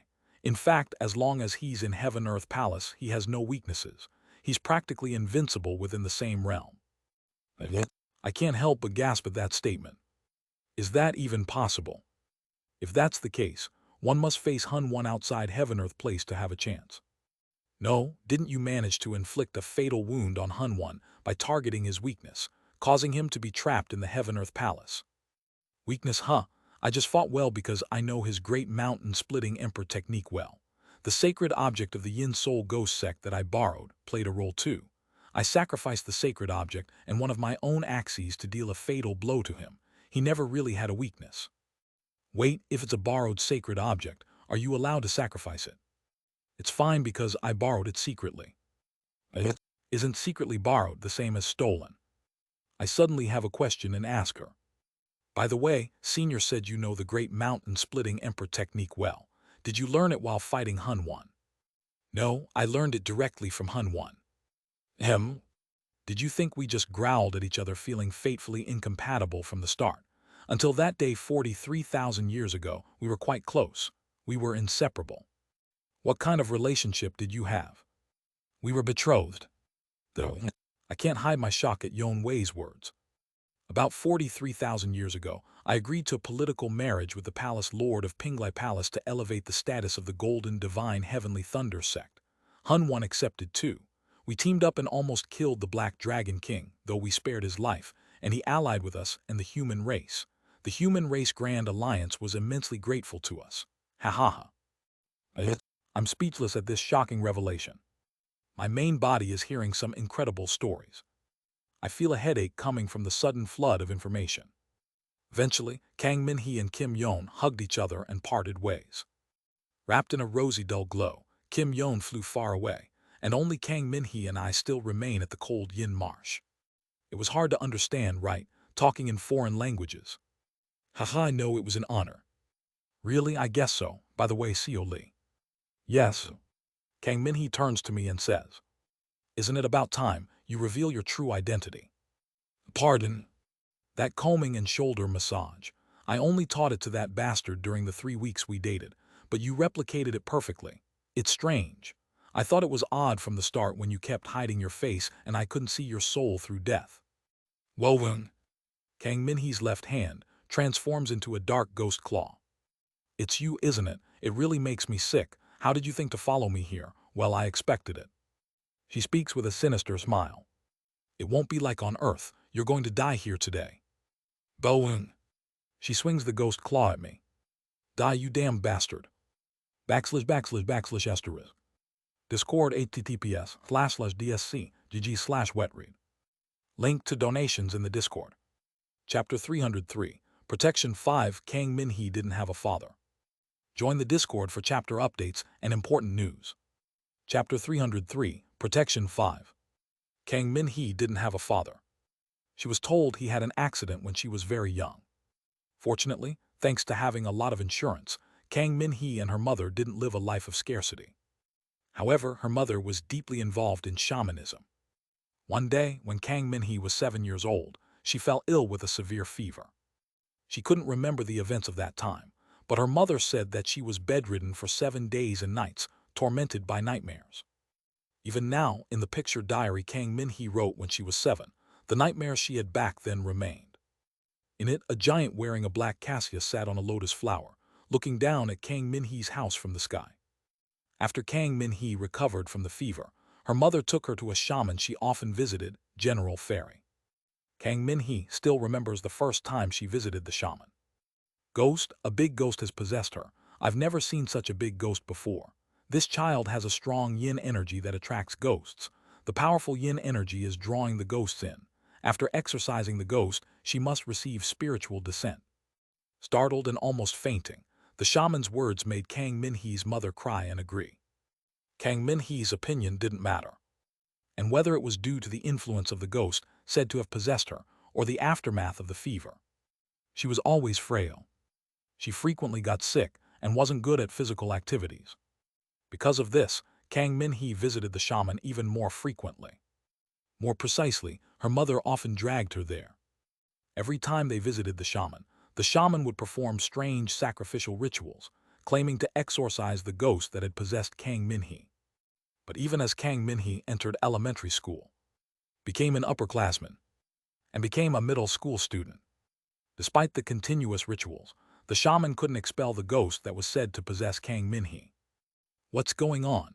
The ghost's power is growing stronger with time. Today, I'll borrow the power of the general to exorcise it. Ask the manager over there for the cost of the ritual. Unbelievable, such a big ghost exists. Today, I will directly receive the general into my body and manifest him in this world to exorcise it. Manager, calculate the cost of today's ritual. I will stake my life as a shaman to exorcise you, evil spirit. Manager, call the general and the deities of heaven and earth. We are going to hold a grand ritual. Also, inform Min-hee's mother about the cost of the ritual. The shaman, who seemed to call for the manager more often than the general they served, changed their attitude when Kang Min-hee became a high school freshman. I understand. Yes, it wasn't a ghost. It wasn't a big ghost that possessed you. You yourself, you were the shadow I saw. You were never human, but a ghost born borrowing a human body. Wait. If the shadow is you, not a ghost that possessed you, then what's attached to you? The divination clearly showed something was attached. That. General, where are you going, General? Don't leave me, Kuruk. The shaman, who had said that a big ghost possessed Kang Min-hee, suddenly started foaming at the mouth and collapsed. And after being taken to the emergency room, the shaman, upon regaining consciousness, lost all their memories and became mentally incapacitated. It was said they only retained the intelligence of a 3-year-old. Kang Min-hee's mother, already doubtful of the shaman's ability to exorcise the ghost supposedly possessing her daughter, finally lost interest in shamanism after such an incident.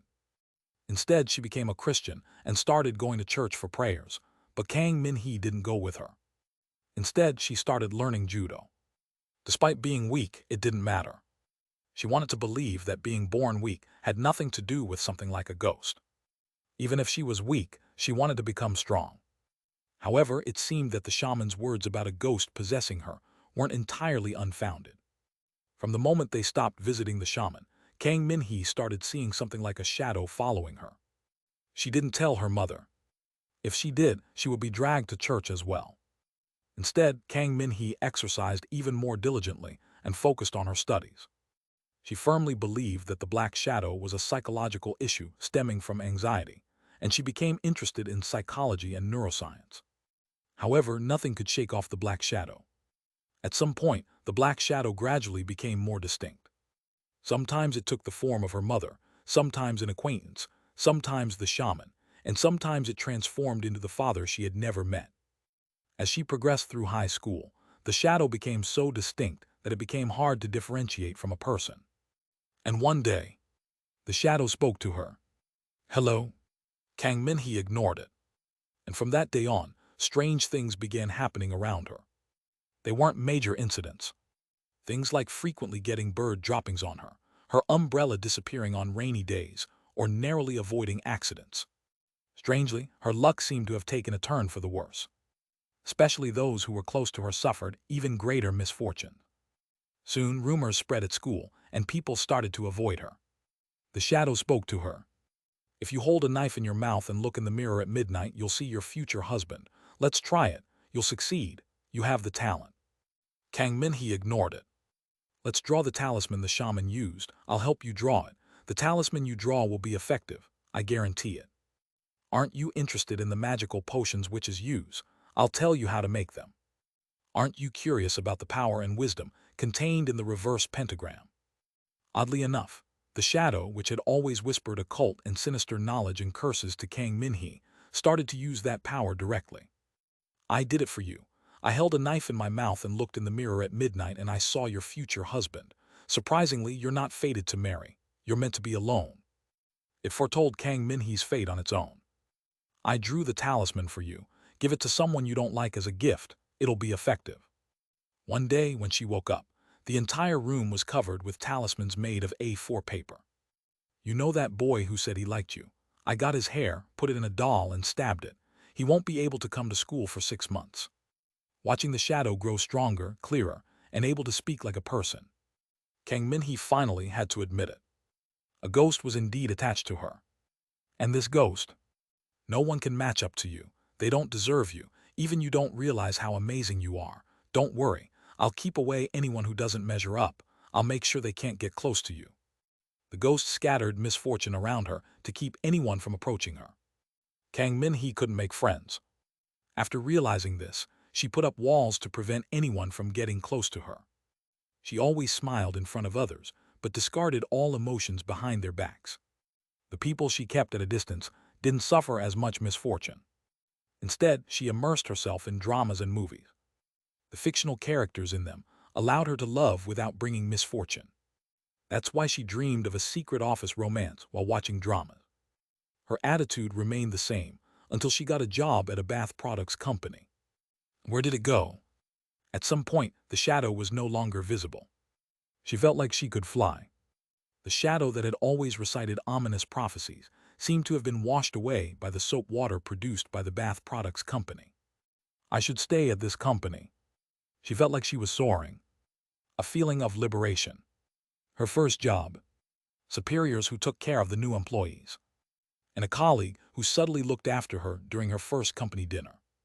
Coincidentally, they shared the same commute, and both had a longing for office romance.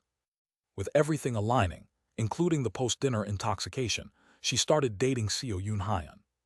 At first, it felt like she was flying. But all those thoughts reversed when Seo Yoon-hyun spilled coffee. It was coffee that should never have spilled. But when Kang Minhee saw it, someone pushed Seo Yoon-hyun's back. Seo Yoon-hyun bumped into Oh Hyun-seok, spilling coffee on his documents, and strangely, the usually good-natured Oh Hyun-seok was particularly enraged that day. As if possessed, he lectured Seo Yoon-hyun for 90 minutes after work, during which Kang Minhee broke out in a cold sweat. It hadn't disappeared. She wasn't freed. It had just been temporarily invisible. The day after, Seo Yoon-hyun gave her an umbrella and caught a cold. Kang Minhee made a decision. Before Seo Yoon-hyun could come further into her heart, she would drive him away in advance. After that, Kang Minhee did everything she could to break up with Seo Yoon-hyun. She deliberately took him for a drive and smoked cigarettes heavily in the car. When Seo Yoon-hyun tried to pour sauce over his food, she overturned it in anger. When Seo Yoon-hyun ordered sauce chicken, she insisted on fried. She force-fed Seo Yoon-hyun mint chocolate, and so on. Eventually, the two broke up. In her memory, she was the one who suggested the breakup. In fact, she couldn't remember the exact details of the breakup. They babbled nonsensically to each other, and somehow ended up parting ways. However, Seo Yoon-hyun's misfortune continued. Jeon Myo-hoon kept getting annoyed with Seo Yoon-hyun, and Seo Yoon-hyun kept wasting away, as if something was wrong with him. So she decided to resign. She went to Seo Yoon-hyun, making excuses that weren't really excuses, saying she would resign. Even then, she babbled nonsensically, so she didn't remember the details. But the company president saw her project proposal and raised her salary. And then she saw the shadow again, next to the president. Stay here, I checked the fortune, and it says staying here will bring a limitless future. She tried to ignore the shadow's words, but it climbed onto Seo Yoon-hyun's neck and spoke to her, holding his throat. Stay, the fortune is good. Kang Minhee had no choice but to stay. At the company, she was always praised, and her promotions came quickly. But she never felt at ease. The shadow always followed her, and the thought that she could never escape it made her feel suffocated. Then, one day, a landslide occurred, and she ended up on Ascension Path.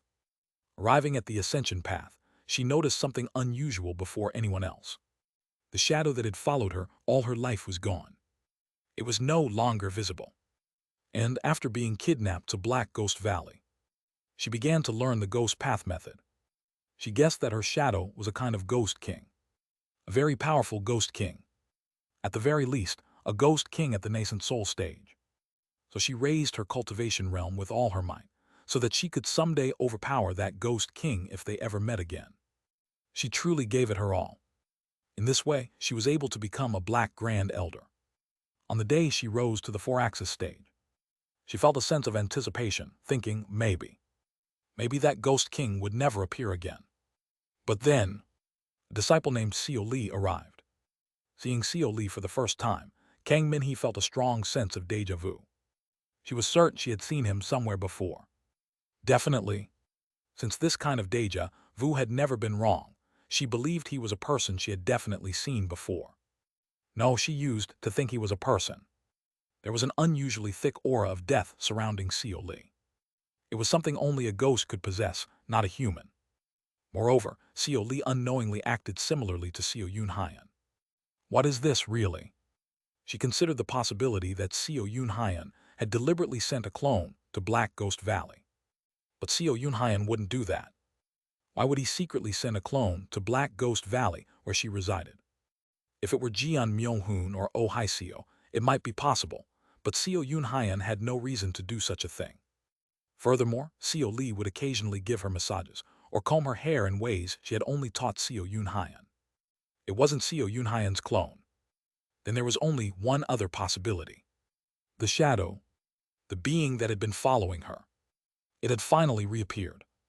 This time in the form of a disciple of Black Ghost Valley. It seemed visible to others as well.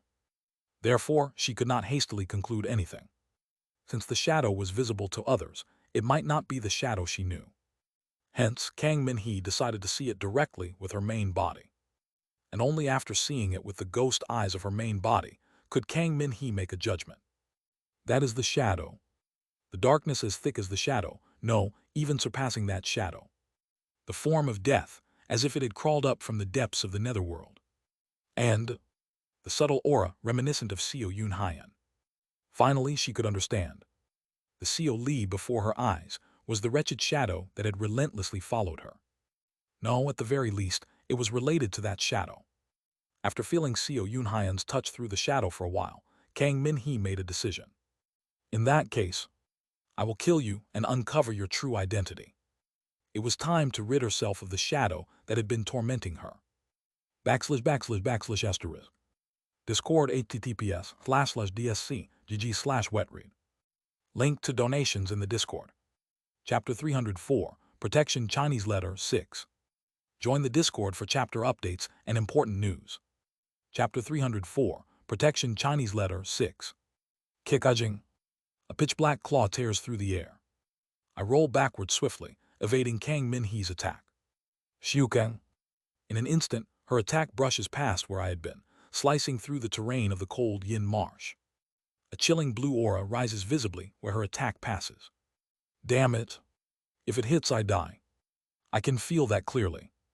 Even using the formless sword and the Mad Lord circuits with this body only brings me to the heavenly being stage. There's no way I can block someone at the 4-axis stage. Did she realize that I'm Xiao Yunhaiyan? It doesn't seem like that. I glance at her intent. The dark crimson intent of hatred is deeply submerged. If she knew I came as a clone, anger would have flared up rather than hatred. That means only one thing. Did she mistake me for someone else? That is the only possibility. I hurriedly retreat and shout at Kang Minhee. Grand Elder, why are you doing this? Could it be a misunderstanding? Kang Minhee sneers. It can't be a misunderstanding. That darkness, this sense of deja vu, and those familiar actions, you are that being. What do you mean by that being? Well, did you ever have a name? I don't really know. I always called you the Shadow. Sometimes you mimicked my mother, sometimes my father, sometimes a friend, and sometimes a complete stranger. Isn't that your identity? This time too, you're mimicking someone I don't know. Damn it. It's clear. She's mistaken me for someone else, not Seo Yun Hyan. Someone who bears a darkness as thick as the form of death I wield. She's smart, but she sometimes trusts her intellect too much and jumps to strange conclusions. That's Kang Min-hee's flaw. Hence, a year and a half before we arrived at Ascension Path. We fought because of that, and she ended up pushing a project that caused considerable losses for the company. Well, thanks to that, I ended up memorizing the Universal Declaration of Human Rights, so it wasn't entirely a loss.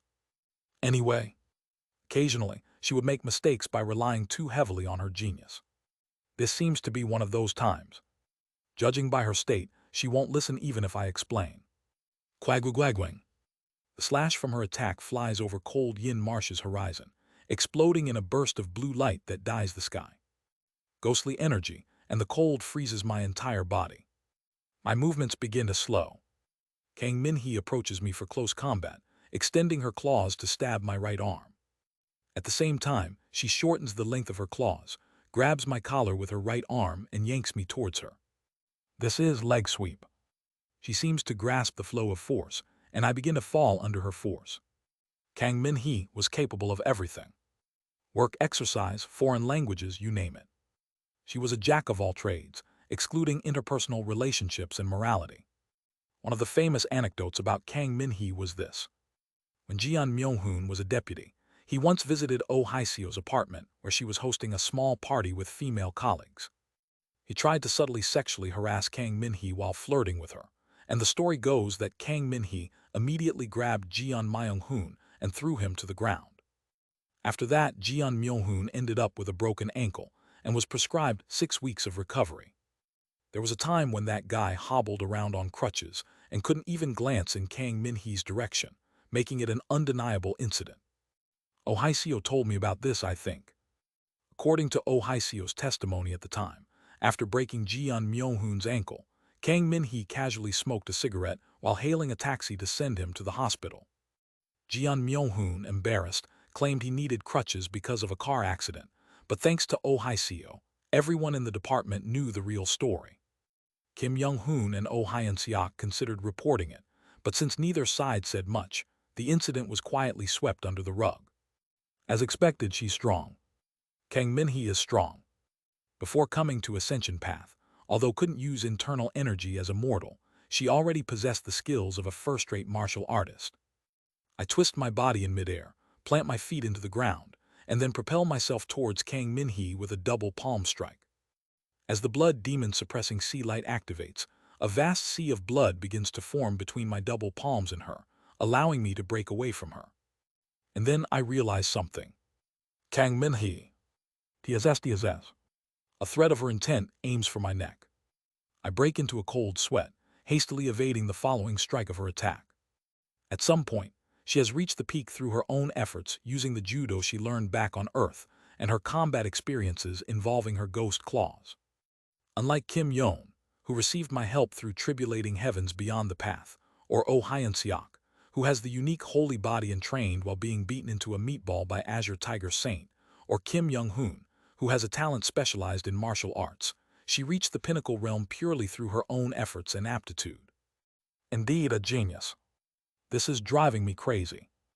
I click my tongue internally, focusing my consciousness on Seo Lee. An immense situation is unfolding on Seo Lee's side, and shocking revelations are pouring out in front of me. Are you saying you were engaged to Hunwon?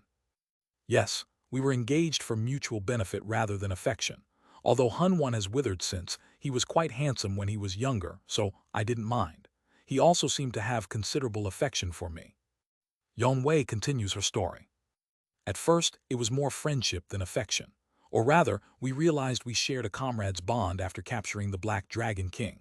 Our compatibility was quite good.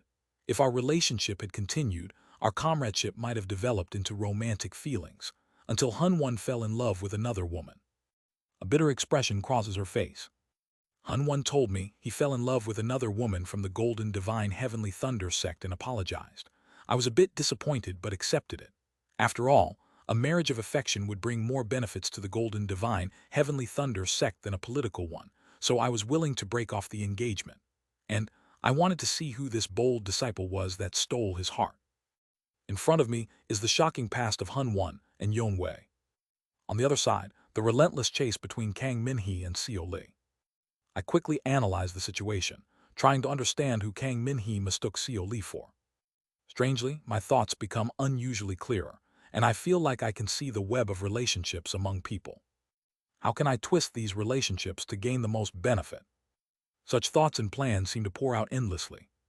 A strange feeling. I wonder if I always possessed this talent. I examine this web of relationships and begin to trace back the shadow figure Kang Min-hee kept mentioning. Then, while backtracking through this network, I feel something strange. The person she calls the shadow is something that has been with Kang Min-hee since Earth. That means it's one of the Enders. But the characteristics she described match Seo Yun-hyan. Yet Seo Yun-hyan is different from the shadow. What is this? Who exactly is the shadow? I instruct Seo Li to ask Kang Min-hee a few questions. Following my command, Seo Li delivers the lines I had written on the spot to Kang Min-hee. Colleague Kang, why are you doing this? Wasn't it just a joke? I guess you disliked the prank I pulled when we first joined the company. You really are that bastard. It wasn't just the company. Throughout my entire life, if it weren't for you, by now I would have gotten along well with that person. Kang Min-hee transforms into a 8-foot ghost and attacks me even more ferociously. Judging by Kang Min-hee's reaction, it's someone who influenced her even before the company. Kang Min-hee lost her father, so her mother. No, I once met her mother and she wasn't the type to say such things. In that case, I quickly run through my thoughts and reach a conclusion. Kang Min-hee has some kind of mental illness that even I wasn't aware of. Due to this mental illness, she constantly sees hallucinations and tries to explain her misfortunes through them. She's now mistaking Seo Li for her hallucination. Until now, I thought I was the one who needed to be treated. Looking back, it seems like an overreaction, but there must have been a reason for my judgment. However, now it appears that the one needing treatment is not me, but Kang Min-hee. Then I am startled by Yon Wei's next words. The name of the disciple loved by Hun Wan from the Golden Divine Heavenly Thunder sect was Chinra Heavenly Net. There is no female disciple with the name Chinra in our Golden Divine Heavenly Thunder sect. I even checked among male disciples who had learned gender transformation methods, but there was no one. I even contacted the main sect in the head realm at that time. However, there was no such person in the head realm either. Hun Wan had developed a mental illness, creating and loving a non-existent woman. The shocking revealed truth leaves me dumbfounded. So, because of a mental illness, he fell in love with a non-existent woman from the Golden Divine Heavenly Thunder sect, and due to this mental illness, he tried to kill me and Jian Myung-hoon, claiming we failed to protect the Golden Divine Heavenly Thunder sect. For a moment, I feel a surge of irritation towards Hun Wan, but then I sense something strange. A cultivator at the integration stage is not simply a powerful monster. Having a vast and expanded consciousness means perceiving, understanding, and growing mentally just as much. Reaching the integration stage means it's not easy to go mad. Their minds have grown too strong for that. So what could cause someone like Hun Wan to develop a mental illness? Why did he develop a mental illness? Yon Wei looks up at the sky for a while. From her intent, I sense a hint of bitterness, a trace of regret, and a touch of fear. I searched far and wide to find out why. The process of finding out was so arduous it's hard to describe. But to cut a long story short, I discovered the reason for Hun Wan's mental illness when I went to the Nether Ghost realm. Hun Wan, who created a non-existent woman and fell in love with her. I feel a strange sense of overlap between him and Kang Min-hee, who is currently fighting Seo Li. She too is hating something non-existent. Maybe there's a clue to solving Kang Min-hee's issue. I focus on Yon Wei's words. Why did he develop it? God. Hun Wan developed a severe mental fracture by directly facing a great higher being that could be called a god, Chinese letter. Facing such an overwhelmingly powerful existence, even in a dream, can cause mental issues. A great higher being. A true immortal. In other words, just like Hun Wan, Kang Min-hee's mental illness might be related to a true immortal. And whether it was due to the influence of that higher being, I'm not sure, but the bright cold realm tried to erase any traces of the Golden Divine Heavenly Thunder sect and some others. Under the orders of Baek Woon, I erased the Golden Divine Heavenly Thunder sect with my own hands.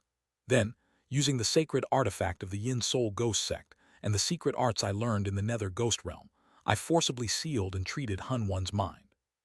From Yon Wei's mouth, the secret history from 40,000 years ago flows out.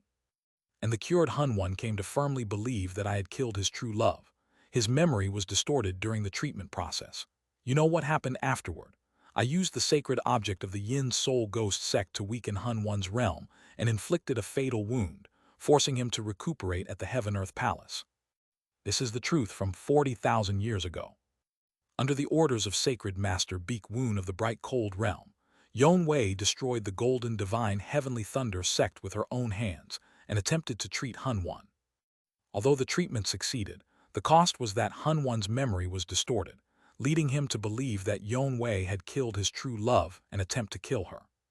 I watch Yon Wei, whose intent is tinged with bitterness, and think, how tragic. Then suddenly, a bizarre thought comes to mind.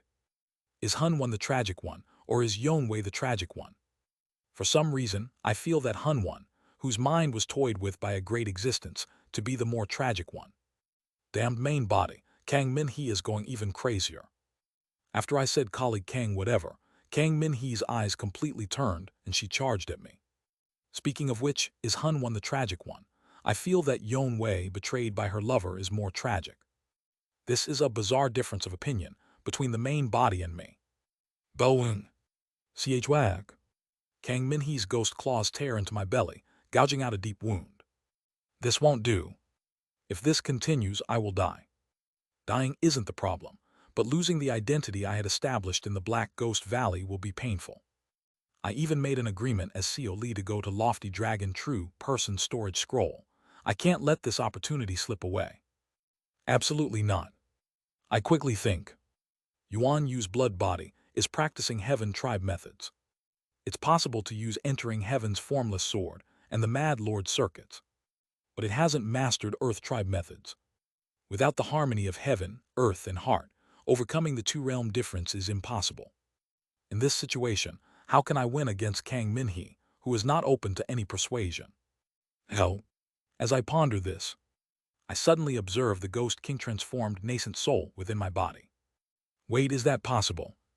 It seems like a crazy idea, but I somehow feel it might be possible with Seo Lee's body.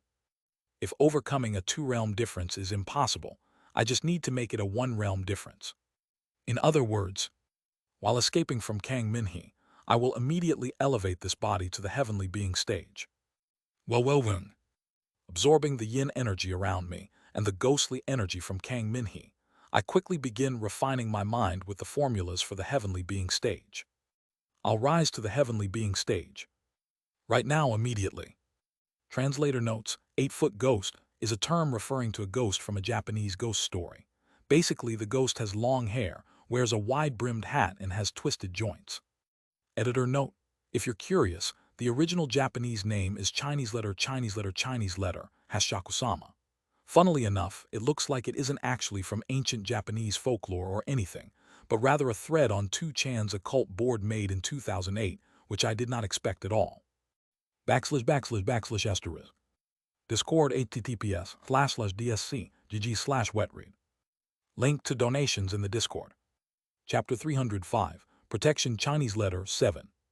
Join the Discord for chapter updates and important news. Well. I feel my mind suddenly snap awake. How should I put it? Though I am being chased by Kang Min-hee, I am simultaneously seeing another path. And I feel as if the knowledge of what I need to do to walk this path is flowing directly into my mind. I understand. At this very moment, I can see how to walk this path. What needs to be done to walk this path. I understand it all. This path is made of death and more death, and a river of blood and life. Purple Yang Madness Devilish Art, Expending Soul True Devil Method, Yama Hidden Inheritance Will, Corpse Devouring Secret Ritual Tome, Serene Soul True Secrets. I connect to Bai Yul's consciousness with the wonderfully mysterious innate heart canon and ask for knowledge of the devilish arts. While receiving complete memories is impossible, I can grasp rough fragments. The devilish arts like Expending Soul True Devil Method, Yama Hidden Inheritance Will, Corpse Devouring Secret Ritual Tome, and Serene Soul True Secrets that Bai Yul had seen. These are scenes from Bai Yul's memory, where he had only seen these arts. I integrate these scenes, and the ghost immortal QE devilish secrets to consolidate the devilish arts. The integration is swift. All the devilish arts, except for silver basket devil technique and Yama hidden inheritance will, merge into the formulas floating in my mind. Expending soul true devil method and corpse devouring secret ritual tome are absorption type methods. Purple yang madness devilish art is a discharge type method. Serene soul true secrets is a consciousness type method. All these methods, based on the ghost immortal QE devilish secrets and Bai Yul's memory scenes, are realized within me, consolidated and newly integrated. I can devour all the ghost kings that Kang Min-hee is releasing before me and immediately convert them into power. If I desire, I can weaken my opponent's strength to elevate my own realm. However, is this path right? Before stepping onto the path, I wonder if this is truly the right path for me. I don't know why. No, it's not this. But upon reflection, it's obvious. As expected, I don't want to sacrifice others. Taking away from Kang Min-hee indiscriminately. Devouring ghost kings that have already died once. The Tao is something that can only be obtained by growing stronger and rising higher on one's own. Something only achieved through self-cultivation and self-sacrifice, with the resolve to die in the evening if attained in the morning. That is the Tao. So how can something obtained by sacrificing others become my power? What belongs to others remains theirs. Taking it by force will never make it mine. Indeed. Ziziying. Using the wonderfully mysterious innate heart canon, I extend my consciousness. And I send a signal to the living beings within 1,000 li radius of Cold Yin Marsh. Dujujujudo. The living beings of Cold Yin Marsh who receive my consciousness signal begin to flee in terror. In fact, most had already fled when Kang Min-hee began to exert her power, and those remaining are at least at the core formation stage, able to withstand the aftermath of her power. They use the flying escape technique or gliding technique to swiftly flee beyond 1,000 li, and I use the technique I have just created. Then, let's not covet what belongs to others. I will not steal from others. Instead, I will borrow. And the ones I will borrow from are not others, but heaven and earth. From this ownerless world. Kagagagugu. The land of the Cold Yin Marsh within 1,000 li radius. The land of the Cold Yin Marsh, where plants tenaciously grow even in the cold, begin to wither. Due to the devilish art I created, the life force of Cold Yin Marsh begins to dry up. Devilish art. Great Desert to Dead Sea. Chinese letter, Chinese letter, Chinese letter, Chinese letter, Chinese letter. Baosak. In an instant, the 1,000 li radius of Cold Yin Marsh dries up and turns into a desert. At the same time, the life force and energy that flows from Cold Yin Marsh surges within me. A devilish art that sacrifices no one becomes my power within me. While I gain power by gazing at the path, I realize that I have not entered the path. Main body. I cool my head and convey my will to the main body. Receive the secret art of the nether ghost realm from Yon Wei. From now on, I will heal Kang Min-hee. The secret art that Yon Wei used to heal Hun Wan. After a while, the main body receives the secret technique formula from Yon Wei and transmits it to me. The secret art of spirit sealing bodkin, Chinese letter, Chinese letter, Chinese letter. It's the name of a spell that forcibly drives a wedge into the torn spirit of the opponent to suture it. Main body, complete the spirit sealing bodkin and transfer it to me. I will receive the technique after challenging the heavenly being stage and heal Kang Min-hee.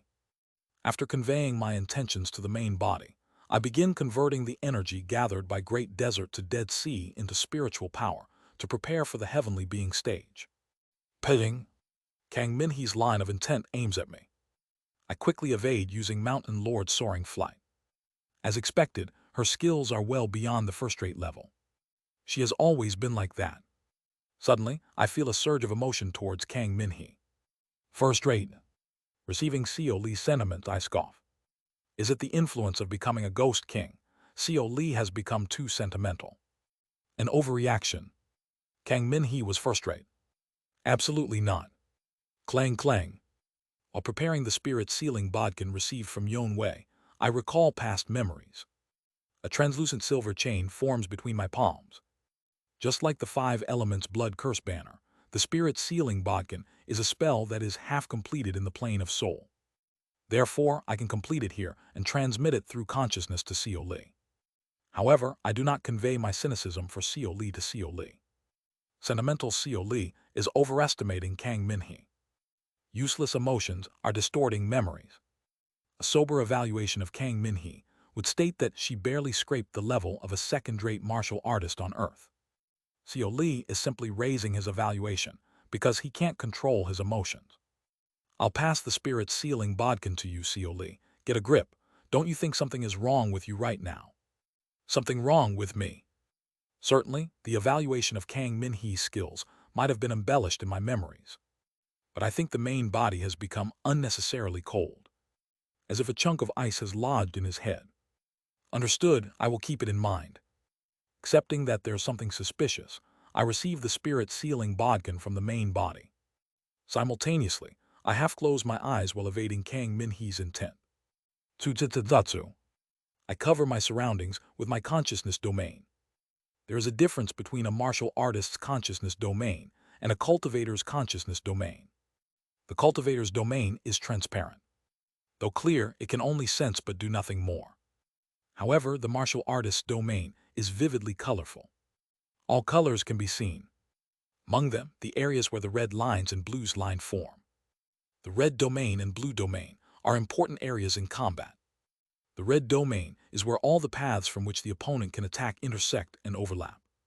The blue domain is where all the paths from which I can attack intersect and overlap. Red and blue. And these red and blue are most similar to the two colors of intent that I know of. The anger and sorrow of the 7 emotions. Anger is easy to understand. The hostility the opponent directs at me is most similar to anger. Then, in what way are the dark blue color and the blue color of my optimized path similar? Protection Chinese letter. The essence of sorrow is self-protection. Therefore, the intent extending from oneself is expressed as blue intent, optimized to protect and safeguard oneself. For some reason, a conversation I had with T. Yoljian comes to mind. While discussing the 7 brilliances kings with her, she explained the lapis lazuli protecting heavenly king as follows. The lapis lazuli protecting heavenly king, adorned in armor made of lapis lazuli, is a king who protects and safeguards humans from pain and suffering. Because of his presence, humans may be wounded and fall, but under his protection, they will eventually rise again from their injuries. Thus, he symbolizes protection. Why is it? Seeing Kang Min-hee clad in piercing blue ghost fire, she appears fragile as if he sharpened her edges to protect herself. Just like glass, glass is written and pronounced the same way as lapis lazuli in Korean. Her consciousness domain is entirely red. However, from her perspective, that red light is all blue light meant to protect herself. I have to pierce through that blue armor and drive the spirit sealing bodkin into her soul. Can I pierce it? No, is it right to pierce it? Under this dilemma, I begin to step through the ghost storm towards Kang Min-hee, one step at a time. At the same time, my cultivation begins to rise. Qiying. The blood soul embedded in Yuan, Yu's body begins to integrate internally and externally under my influence. Heaven and man unity. Spring, will to become an immortal established. The formula of the heavenly being stage swiftly flashes through my mind. Simultaneously, my nascent soul gradually transforms into a massive ghost king. Along with it, Yuan Yu's blood body. I feel Seo Li's body surpassing the plane, gradually becoming ghostly. As my skin becomes more translucent, blue ghost fire swirls around me. The immense power of heaven and earth, gathered from great desert to Dead Sea, transforms through my enlightenment. Early heavenly being stage. Summer unswayed amidst the heavenly mandate. Mid-heavenly being stage. Autumn-winter, heavenly compliance heart's governance. Late heavenly being stage. I assimilate every bit of the immense heaven and earth spiritual energy within my body, without losing a single drop. The more I absorb, the more I transform into a complete ghostly being, allowing me to approach Kang Min-hee. As my body grows larger, skulls made of ghostly energy emerge from various places, forming heads like General Seo. I stand before Kang Min-hee as a ghost king with 18 heads. Bel Wuang. Her ghostly storm targets me, tearing through the air. I hold the spirit sealing bodkin with half-closed eyes burning with ghost fire. Perhaps Kang Min-hee. Grand perfection, heavenly being. Heavenly circle, acceptance at fate's end. When we liked each other, it wasn't just a joke. With each step I take, her intent and my own intent seeps out. As I contemplate myself, I become increasingly aware of why Kang Min-hee had always been uncomfortable to face. How long has it been since I faced her so openly? Perhaps we were more sincere back then than we realize. Perhaps it's because we were sincere that it's been uncomfortable all this time. Because we were sincere, we treated each other all the more so as if it was just a game. I can't fully understand what is causing you pain. But before our awkward relationship, as evil friends, frenemies, can I offer at least this much comfort? With sincerity, I drive the spirit-sealing bodkin into her. A move made fully predicting that her ghostly storm will pierce through me. However, surprisingly, the spirit-sealing bodkin penetrates directly through her blue domain. Whether it's due to her lack of martial prowess or her permitting me, I don't know. But certainly, it connects. Kyujuduk. When there is a significant difference in cultivation, like with Yonwei and Hunwan, one side must lower their realm to successfully achieve spiritual suturing. But between a grand perfection, heavenly being, and an early four-axis, it isn't that difficult. At that moment, amidst the blue intent, I spot a faint pink hue. And with a clear mind, I can finally hear the whispers of the pink intent. Previously, I had received a gift from those children. The children of cause and connection, whose wedding I had blessed flash before my eyes, and simultaneously, the voice of a dignified being implants a certain formula into my mind. It's the formula for the grand perfection, heavenly being stage. Not fate's fulfillment, but a completely different formula. Is this what I received as a reward for blessing them? Why hadn't I received it until now? Why only now, using Seo Lee's body, did I receive it? It makes me incredibly curious. Before I know it, the spirit-sealing bodkin has entered Kang Min-hee, suturing part of her spirit. Before I know it, we have returned from our ghostly forms to our human bodies. In the center of cold Yin Marsh, which has become a desert, we look at each other as morning dawns. You aren't the shadow. Kang Min-hee looks at me briefly, and then gives a bitter smile. Then you must be Seo Yun-hyan. // Discord https://dsc.gg/wetread. Link to donations in the Discord. Chapter 306 for CO towards CO1. Join the Discord for chapter updates and important news. Chapter 306 for CO towards CO1. Kang Min-hee is looking at me. No, her gaze is precisely directed towards my soul. What exactly happened to you? Connecting through the spirit-sealing bodkin, she and I are linked at this very moment. Although the connection will soon be severed, thanks to it, Kang Min-hee's nether perception can see more clearly into my essence. Hua. She creates an ice chair and collapses into it. She looks extremely tired. You bastard, if you're going to show up, at least do it properly. Kang Min-hee curses with her eyes closed. However, the corners of her mouth are lifted. And then she falls asleep. It's the effect of the spirit-sealing bodkin. Kang Min-hee dreamt. It was a dream about what happened on Earth. In that dream, she was looking at a shadow in front of her dressing table. She was glaring at the shadow in the mirror. The shadow spoke. You are me, I am you, a shadow you created to protect yourself. Your talent is so immense that I was born naturally. Kang Min-hee bit her lip. Without responding to the shadow, she quickly applied light makeup and left. The shadow is her talent, a part of her power. And she realized it. Her talent had been fully absorbed when she entered the Black Ghost Valley that very day. She had learned the Ghost Path method from Heo Guak and absorbed everything into herself. It's a truth she had ignored until now. The shadow is her own power, and the shadow is already within her. Therefore, the shadow can never appear before her again, as she had awakened her talent and devoured it long ago. When the memory she had subconsciously sealed was released, it healed her mind. But was that the price? Or was it a side effect of the spirit-sealing bodkin? Or perhaps the prank of someone who had lost their mind? Kang Min-hee, having released one memory, had to seal another. The memory of seeing Seo Yun-hyan's soul inside Seo Lee. That fleeting memory was completely buried by the spirit-sealing bodkin, embedded in her soul.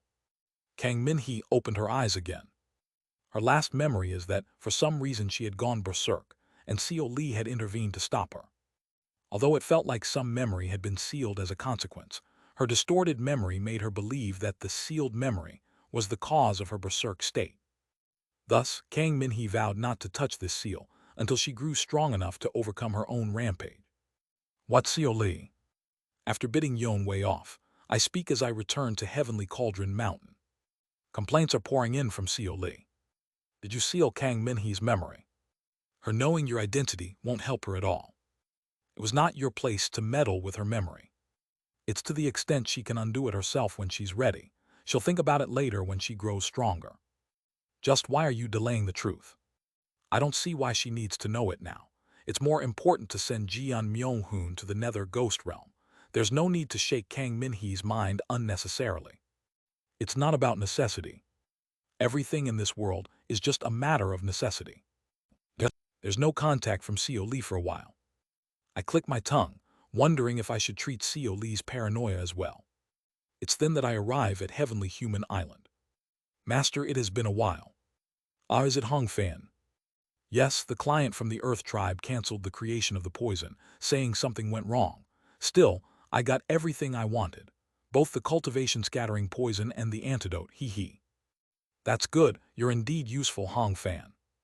At my words, Hong Fan bows his head in gratitude before looking at me. But Master, you seem different from before. You think I've changed? Yes, are you not feeling well? HMM, where do you think I'm unwell? It seems there might be an issue with your consciousness. I can detect anomalies in the consciousness with the formless poison I developed that I injected into your upper dantian, but your consciousness waves are different from before. I furrow my brows. Hearing those words, I suddenly feel an overwhelming surge of annoyance and a murderous desire to kill Hong Fan. But at the same time, I suppress that emotion with reason and thought. Not only Seo Lee but also Hong Fan thinks there's something wrong with me. In that case, there's a chance that I really do have a problem. I contemplate using the spirit sealing bodkin on myself. However, I feel that my mental issue is not merely a matter of a simple mental disorder. Well, fine. The reason I sought T. Yoljian in the first place is to obtain the Buddhist family methods to help with my consciousness. As I return to Heavenly Cauldron Mountain, I take out the Buddhist family method books I had received from T. Yoljian. If I learn these methods, I will be able to clearly identify what is wrong with my consciousness. But then, Hong Fan, looking at the Buddhist family methods, asks with a puzzled expression, Master, what are those? These are Buddhist family methods. These methods incorporate the concept of the 7 brilliances kings into their techniques. Listening to my explanation, Hong Fan's eyes light up brightly.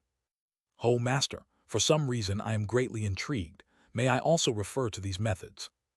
Hong Fan, but these are Heaven Tribe methods. Oh, is that so? Then please tell me where I can learn more about Buddhist family methods, as I am very interested in the essence of Buddhism itself. I feel a bit puzzled seeing Hong Fan suddenly show such a great interest in the Buddhist family methods. Well, it shouldn't matter. I slice through space to the area below Heavenly Human Island, arriving at Grand Nirvana Temple. This is the Grand Nirvana Temple where Cultivator T resides. She is one of the human race Grand Cultivators, so treat her with respect, Hong Fan. Of course. I enter Grand Nirvana Temple to introduce Hong Fan to T. Yoljian. T. Yoljian is sweeping the courtyard. Despite being at the core formation stage, where using spells would be quicker, she insists on sweeping with her physical body. Another welcome guest has arrived. What brings you here, Cultivator Seo? T. Yoljian greets me warmly. I introduce Hong Fan. Greetings, Taoist T. This is my subordinate Hong Fan. He has a great interest in Buddhist family methods. Then I suddenly notice something strange. An intent that should not be here is blooming beside me. As soon as Hong Fan sees T. Yoljian, he starts emanating gold and pink intent from his entire body. Hong Fan with flushed cheeks stammers. And Master, who is this beautiful person? She's the Grand Cultivator T. Yoljian whom I mentioned. Ada. Hong Fan, as if mesmerized, approaches her and abruptly blurts out thunderous words. And marry me, please. I fell in love at first sight. I blink in confusion, unable to understand, while Yoljian visibly appears flustered. Her face, usually filled with calmness, now shows a mix of astonishment, disbelief, and a hint of panic. Hong Fan's sudden confession is so unexpected and bewildering that it causes even the always serene Yoljian to be taken aback. My apologies, Taoist T. My subordinate has acted rudely out of the blue. Hong Fan for now. Be quiet. Hong Fan raises his voice in a tone he had never used with me before, a powerful and assertive tone. Even if you are my master, I will not tolerate you interfering between me and this person. I have never seen the usually calm Hong Fan so enraged, so I step back in surprise. Hong Fan turns his head back to Yoljian and kneels before her, launching into a fervent confession. Oh, beautiful lady, please marry me. I've never met someone as beautiful as you. Just looking at you makes my heart come to life. Please. What is truly bewildering is that, amidst this ridiculous scene, a light pink intent is blooming in Yoljian's chest. Though she looks flustered, her cheeks are now also flushed. Ah no, I'm sorry, but I am a nun. I cannot engage in a relationship. If you give up being a nun, would you be willing to be with me? That is impossible. I swore never to share affection with anyone after attaining my Tao. Ah, so there's no chance for me. Please give me a chance. Please cheer me on in completing my Tao. Then, wouldn't that pave a way for us to meet? When you complete your Tao, you will become perfect in yourself. How can I possibly meet you then? Only the imperfect can share love. Please give me a chance. Hong Fan prostrates himself before her and begins to sob. Yoljian, with her previously unbroken calm and mystique shattered, is sweating profusely as she tries to console him. Why must you think that way? You haven't seen me complete my Tao. No one but the future king knows what lies at the end of the Tao, so it cannot be concluded. Even if I haven't seen it, if one has wisdom, one can infer the ultimate destination of the Tao. Isn't it true that connections and relationships can only love in an imperfect state? Don't you know that the higher one cultivates, the more unfeeling they become? Please calm down. Only the future king determines fate and destiny. Ask them for a connection. What are you talking about? I don't know who this future king is, but is he some omnipotent being? If it's a fate that is thrown to me by begging, would I be satisfied? I want to seek love from you with my own hands, not from the future king or whatever. Hong Fan, completely agitated, clings to Yoljian with bloodshot eyes, and she carefully pushes him away, sweating profusely. Surprisingly, Hong Fan, who seems like he would cling endlessly, is pushed away helplessly when she gently nudges him. Hong Fan cries out, tears streaming down his face. Am I not acceptable? Please forgive me, please leave now. Understood, if you ever preach, please let me know, I will watch from afar. Seeing that his confession is no longer effective, Hong Fan retreats in tears. Exhausted from the ordeal, Yoljian wipes her sweat and, unable to hide her distress, bows her head to me. I apologize, cultivator CEO. It seems my condition is not good today, so let's meet another time. Yes, please go inside. Though I say that, I instinctively feel that Yoljian will not meet me again. As long as Hong Fan is my subordinate, she will probably avoid me. Did I lose a mentor for the Buddhist family methods because of that confession? Feeling a bit exasperated, I glance at Hong Fan. But seeing him lying on the ground, swallowing his tears like a tragic hero, I decide not to question him, fearing he might consume the formless poison he made himself. A little later, after calming Hong Fan down, I head up to Heavenly Human Island with him. Hong Fan. Yes, master. Can I ask why you suddenly made that confession? I told you I fell in love at first sight. Does the beauty standard of the insect race differ a lot from humans? While I am bewildered, Hong Fan seems to ponder and then speaks. And also, the moment I saw her, something came to mind. What do you mean? Actually, saying I fell in love at first sight isn't quite accurate. I apologize. For some reason, seeing her surfaced memories I had forgotten. I do not know why, but it feels like I have met her somewhere before. I rack my brains and reach one possible conclusion. Could it be Hong Fan's past life? Hong Fan is an ancient soul. That's why he appears elderly and speaks in an old-fashioned manner. Maybe Hong Fan had met Yoljian in his past life. As I sort out my thoughts, Hong Fan suddenly says to me, Master, do you have the Buddhist family methods she gave you? Yes, I do, but please give them to me. I want to have them. At least let me smell her scent from them. Please, I beg you. In a daze from his desperate plea, I hand the Buddhist family methods I received from T. Yoljian to Hong Fan. Hong Fan, taking all the books from her, holds them close and closes his eyes as if recalling something. Well, I need those methods too, so bring them back to me later. Hong Fan doesn't respond. I thought he was a useful person, but to be so swayed by emotions like that. I feel a strange sense of disgust toward Hong Fan and return to my cave residence. Then I frown as I see someone standing in front of my cave residence.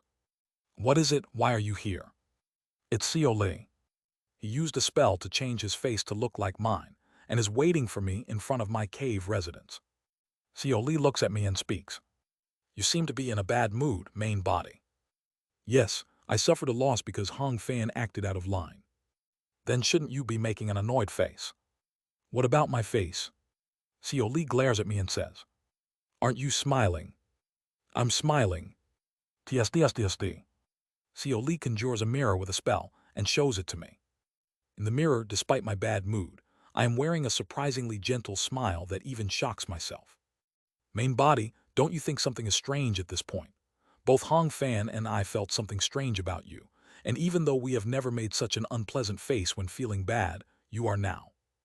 They say smiles bring good fortune. But even I can tell that is a flimsy excuse. Why am I like this? I'm perplexed. Seo Li looks at me with a cold expression and says, Main body, I will seal you in your cave residence. What? Chuarung. Around Seo Li, sealing spells like the spirit sealing bodkin, 5 elements blood curse banner, and black ghost curse banner appear. Since you need to enter secluded cultivation to reach the 4-axis stage anyway, consider it as secluded cultivation in your cave residence. I will handle your external activities with my clone body. I will also reach the 4-axis stage first in Black Ghost Valley and share my insights, so don't engage in any activities from now on. Who are you to tell me what to do? I am yourself. I ponder for a long time. Indeed, I've been acting strangely lately. Wouldn't it be better for me to move around and find consciousness methods? Well, I think it's better for you to observe yourself in a sealed state. I think it over rationally. Indeed, Seo Li's words make sense. Logically, it's the right move. But for some reason, I don't like it. However, what does it matter if I don't like it? Emotions are. After organizing my thoughts, I smiled gently and spread my arms. All right, that seems like the best course of action. Seal me. Please carry on with the plans I intended to execute in my original body. Understood. Then I shall go inside. I enter my cave residence obediently, and Seo Li calls out to me from behind. Main body. Belwoon. Seo Li draws out the formless sword and performs a sword dance before speaking. Draw out the formless sword.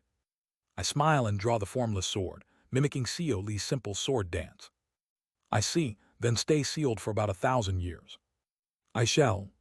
Clang, clang, clang. Spirit sealing bodkin, 5 elements blood curse banner, black ghost curse banner, and various other sealing spells made with devilish arts envelop my cave residence. Before the seal is completed, I hand over a token indicating full authority to my clone, and then I am completely confined. Judging by the structure of the seal, it will be released in 1,000 years. I will have enough time to slowly challenge the 4-axis stage within the seal. I sit cross-legged in the darkness, smiling brightly. After sealing him, I use the clothing spell to completely change my clothes to white. Only after seeing that disgusting expression of his did I realize. That thing is no longer the main body. Coh, what have you done? That thing is now Coh. For the next 1,000 years, I need to find a proper way to kill Coh. // Discord https://dsc/gg/wetread. Link to donations in the Discord. Chapter 307 for CO towards CO2. Join the Discord for chapter updates and important news. Chapter 307 for CO towards CO2. I lift the formless sword. As Yuan Yu's blood body is not yet accustomed to it, it can't unleash the full power of the formless sword. It can probably only use about 80% of its strength. In other words, my main body has already become accustomed. And perhaps because of that, Coatl, who absorbed me, surprisingly used the treading heavens formless sword. However, he couldn't communicate with the formless sword. He couldn't show the enlightenment of tribulating heavens. Yet despite that, he used the formless sword, which is a technique related to my heart essence. I am utterly horrified by this fact. How in the world did he manage to parasitize in such a way that makes such a thing possible? To prevent any potential risk of being overtaken, I severed even the slightest connection with my main body. Afterwards, I used the transmission talisman to call Hong Fan. Hong Fan quickly comes running at my call and kneels. "You called for me, master. Summon Kim Yon and Jian Myohoon, and inform the Grand Cultivator Assembly that I will be entering secluded cultivation. Let them know that I will be in seclusion for about 1,000 years, and if there are any messages, they should be delivered to my clone." "Understood, by the way, master." "Yes. Are you the clone? Indeed, is there a problem?" "No, not at all." Hong Fan, who had been looking at me intently for a moment, shakes his head. "Ha, boring, go on." After bowing his head once, Hong Fan disappears from in front of me. Shortly after, Kim Yon and Jian Myohoon stand before me. Kim Yon has just returned from the cold Yin marsh. She looks at me and tilts her head as if puzzled. She didn't possibly realize that this body and the one at cold Yin marsh are the same, did she? I sweat internally while asking Kim Yon to explain what she heard from Kang Minhee. Kim Yon relays Kang Minhee's words to Jian Myohoon. "Well, it doesn't matter. I'll do whatever I'm asked." Jian Myohoon nods and accepts readily. I ask Kim Yon for a favor. "Yona, Chief O Hyenseok will be coming back soon." "Ha, Chief O too?" "Yes." As a Grand Cultivator, I am well informed of information from the Grand Cultivators meeting. Among the shared information is that a person named O Hyenseok from the Azure Heaven Creation sect is currently knocking on the gate of the bright cold realm from beyond the dimension. We will soon be able to meet O Hyenseok in about 3 or 4 days. With this, I have achieved my goal of gathering my colleagues. The remaining goals are reaching the 4-axis stage, acquiring the technique formula of the Great Mountain-Splitting Emperor technique, exploring the storage scroll of lofty dragon true person, and living for over 1,000 years and completely killing Coatl. Coatl seems to have accepted seclusion under the pretense of reaching the 4-axis stage in my body. I guarantee, no matter how cunning and clever Coatl is, he will realize something is wrong after 300 years and scream to the heavens from within the cave residence. No one knows my main body's talents better than I do. And a few days later, we reach the entrance to the true devil realm and encounter a familiar face. "Chief O." "It's O Hyenseok." He looks up at Kim Yon with weary eyes, then turns his gaze to me and Jian Myohoon standing behind her. "How have you been, Hyenseok Hyeng Nim?" "I have been fine." I greet him casually, while Jian Myohoon greets him with a face that looks like he wants to die from awkwardness. O Hyenseok stares at us for a moment, then plops down on the spot. It feels like a dream to think I actually survived that battlefield. He sighs deeply, catching his breath. O Hyenseok, who has reached the grand perfection nascent soul stage, laughs as he pants. I smile at him as he sighs with relief. "Yes, congratulations. In this life, he has not been mentally broken by the Black Dragon King or the Blood Yin Esteemed One. Azure Tiger Saint is also not dead, and there is only room for growth in the future." I look at him while inwardly smiling bitterly. Though the golden divine, heavenly thunder sect's fate relating to true immortals was twisted, just changing the situation of one person like O Hyenseok was enough to alter fate. If I had been a bit stronger, could I have saved the entire golden divine heavenly thunder sect? Maybe, just maybe, that could have been the case. Let's become stronger quickly. With the great desert to Dead Sea spell I created, I am confident I can reach the 4-axis stage. After enjoying a reunion and sharing stories with O Hyenseok, I send him back to the Azure Heaven Creation sect. "Alright, so you're telling me to come back after reaching the 4-axis stage?" "Yes, well, I'd appreciate it if you could do that." "Haha, alright, I understand. I also learned a lot from this human-devil war." He boards the giant flying magic artifact heading toward the Azure Heaven Creation sect, looking back at the entrance to the true devil realm with bitter eyes. The entrance to the true devil realm is now completely blocked by the grand cultivators of the true devil realm. At least for now, the human race won't be able to invade the true devil realm recklessly. Are we humans good or evil? Ohyunseok mutters, looking at the true devil realm with a muddled gaze. I've been thinking a lot about that. If I ask my master at the Azure Heaven Creation sect, he'll probably give me a very clear answer. He's that kind of person. But what do you all think? He asks us with a confused look in his eyes. Are humans good or evil? It's been nearly 100 years since we came to this world. Each of you must have your own experiences, so please tell me what you think. In response, Kim Yeon answers immediately. Her eyes are filled with a certain conviction. I think the theory that humans are inherently evil is more correct. Pure humans are ultimately just great evils. It's an answer only she, who has experienced the pure human Mad Lord, could give. Contrarily, Jeon Myohoon gives the exact opposite answer. He caresses the wooden box in his chest and speaks. Well, I'd rather believe in the theory that humans are inherently good. If humans aren't good, how could they care for others when facing death? It's an answer only he, who has heard the dying words of Jin Sohei, could give. Interesting. If we were back at the company, you too would probably have given the opposite answers. There have been many incidents after all. Yes, many things have happened. At Oh Hyunseok's words, the two show bitter expressions. Truly, we have experienced too many things. Then Yoon Hyun, what do you think? However, I can't answer Oh Hyunseok immediately. I don't know. You don't know. Yes, you might think it's foolish, but I truly don't know. No matter how much I ponder, it's a question I can't answer. I see, I understand. All of your answers have been helpful. I'll keep them in mind. Having witnessed the human race's ugliness during the Human-Devil War, Oh Hyunseok seems to be deeply troubled by the nature of humans. He hugs each of us one by one, and then departs for the Azure Heaven Creation sect. I have a feeling we will meet again soon. After sending Oh Hyunseok off, I asked Kim Yeon to take Jeon Myohoon to the Black Ghost Valley. Yoon Hyun Oppa, aren't you going? Don't you need to meet Min-hee on night too? I'll meet Kang Min-hee later. I feel I need more courage to face Kang Min-hee with my original face. Although the main body had sealed her memories arbitrarily, it seems somewhat fortunate now. Kim Yeon nods and heads to Black Ghost Valley with Jeon Myohoon. After watching them disappear, I change back to Seo Lee's face and quickly head to Black Ghost Valley. For now, it's time to be with Kang Min-hee as Seo Lee, not Seo Yoon Hyun. Black Ghost Valley. Inside the office of the Ghost Soul Hall, in the Nether Crossing ship. Hey, long time no see, you rascal. Kang Min-hee taps the ashes out from her pipe, extinguishes the embers, and then greets Kim Yeon and Jeon Myohoon. I stand beside Kang Min-hee with Seo Lee's face and greet the two.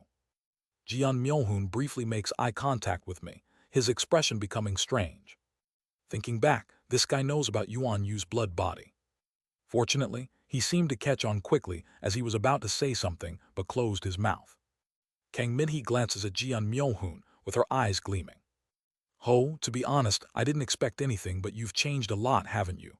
That delinquent. At her words, Jeon Myohoon looks at Kang Min-hee with an expressionless face and speaks. It seems like you're trying to get on my nerves, but I'll apologize for what happened on Earth. I'm sorry. Anyway, how do we use the side path? Kang Min-hee's eyes widen in surprise at his response. You've really grown. All right, sorry for trying to test you.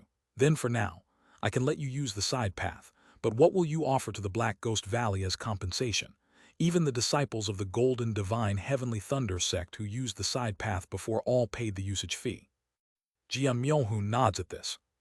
I'll put it on Seo Yoon Hyun's tab. Since he became a grand cultivator of the human race, he'll be getting tons of support.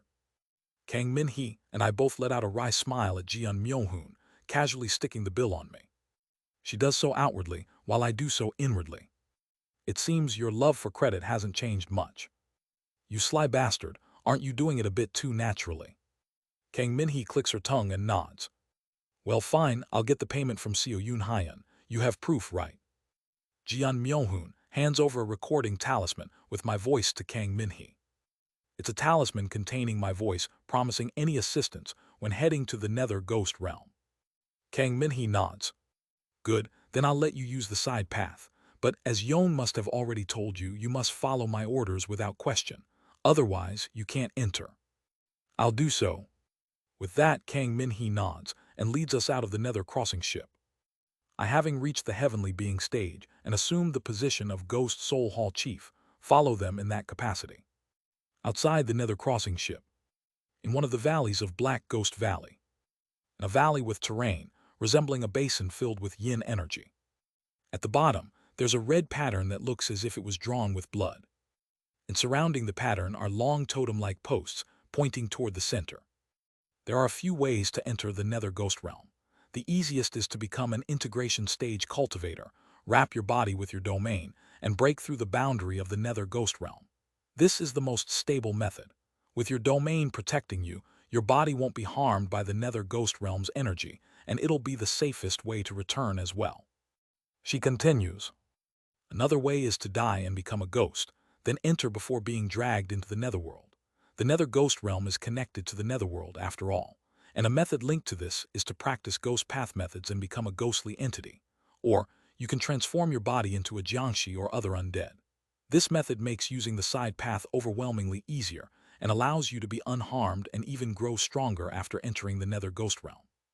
But for someone like you, who has no connection to ghost path methods, there are only two options. Wowung. As she forms hand seals, the red pattern begins to glow. First, enter the domain of an integration stage cultivator and be protected by them. Second, use a side path like this. For someone with a living body like you to use the side path, one thing is necessary. Kang Min-hee points to the center of the pattern, looking at Jian Myo-hoon. Stand there. No matter what happens, don't leave that spot. If you move during the process, the great spell will be disrupted and you might lose your body. All right. Jian Myo-hoon calmly walks to the center of the pattern and stands there. Kang Min-hee continues to form hand seals while resuming her explanation. We will temporarily make your body a dead body. Then, we will separate your soul from your flesh and put your soul through a trial.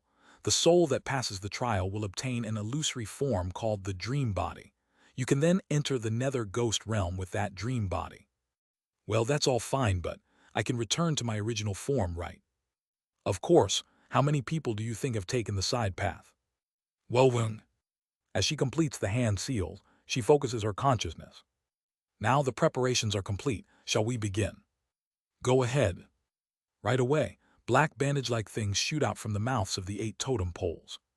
The bandages fly towards Jian Myo-hoon, wrapping around his limbs. Jian Myo-hoon grits his teeth.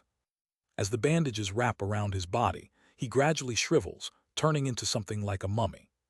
The bandages store your life force. You'll return to normal later, so just accept it. Don't move from your spot and endure. Jian Myo-hoon grits his teeth, enduring the pain of his life force being forcibly extracted without uttering a sound. Apparently, it seems getting beaten up by me to the point of his body exploding helps. Soon, Jian Myo-hoon completely transforms into a mummy-like form. In this state, the bandages that have been unraveling from the totems are completely severed and wrapped around Jian Myo-hoon. Now I'll extract your soul. Endure this as well. Kyujujuduk. As Kang Min-hee reaches out her hand, it transforms into a massive ghostly hand. Her ghostly hand reaches through the void, grabbing the head of the mummified Jian Myo-hoon. Immediately, she applies force, and Jian Myo-hoon's nascent soul is seen being extracted from his head. The pain appears immense as Jian Myo-hoon fails to hold back his scream. Kyuarg. Kang Min-hee quickly places Jian Myo-hoon's nascent soul into the red pattern. After some time, Jian Myo-hoon, who is now inside the maze-like pattern, begins to find his way out. Finally, Jian Myo-hoon's nascent soul emerges from the maze-like pattern and stands atop of it in a semi-transparent form. It seems this is the dream body Kang Min-hee had mentioned. Now I'm sending you off, Jian Myo-hoon. When you arrive, a guiding ghost will attach to you but never reveal that you're alive. Got it? Even though you're going with the recommendation of the Black Ghost Valley, revealing that you have a living body will attract all sorts of trouble, so remember my words. Understood? All right. For any other precautions, get them from the guiding ghost. Well then, safe travels. Payet. As the red pattern emits a red light, Jian Myo-hoon, who stands atop of it, suddenly sinks down. I realize that the pattern is connected to the side path. It's done.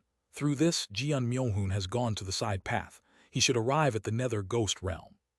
I see. A question arises in my mind, so I ask Kang Minhee. Grand Elder, may I ask one question? What is it? Can anyone else enter the side path?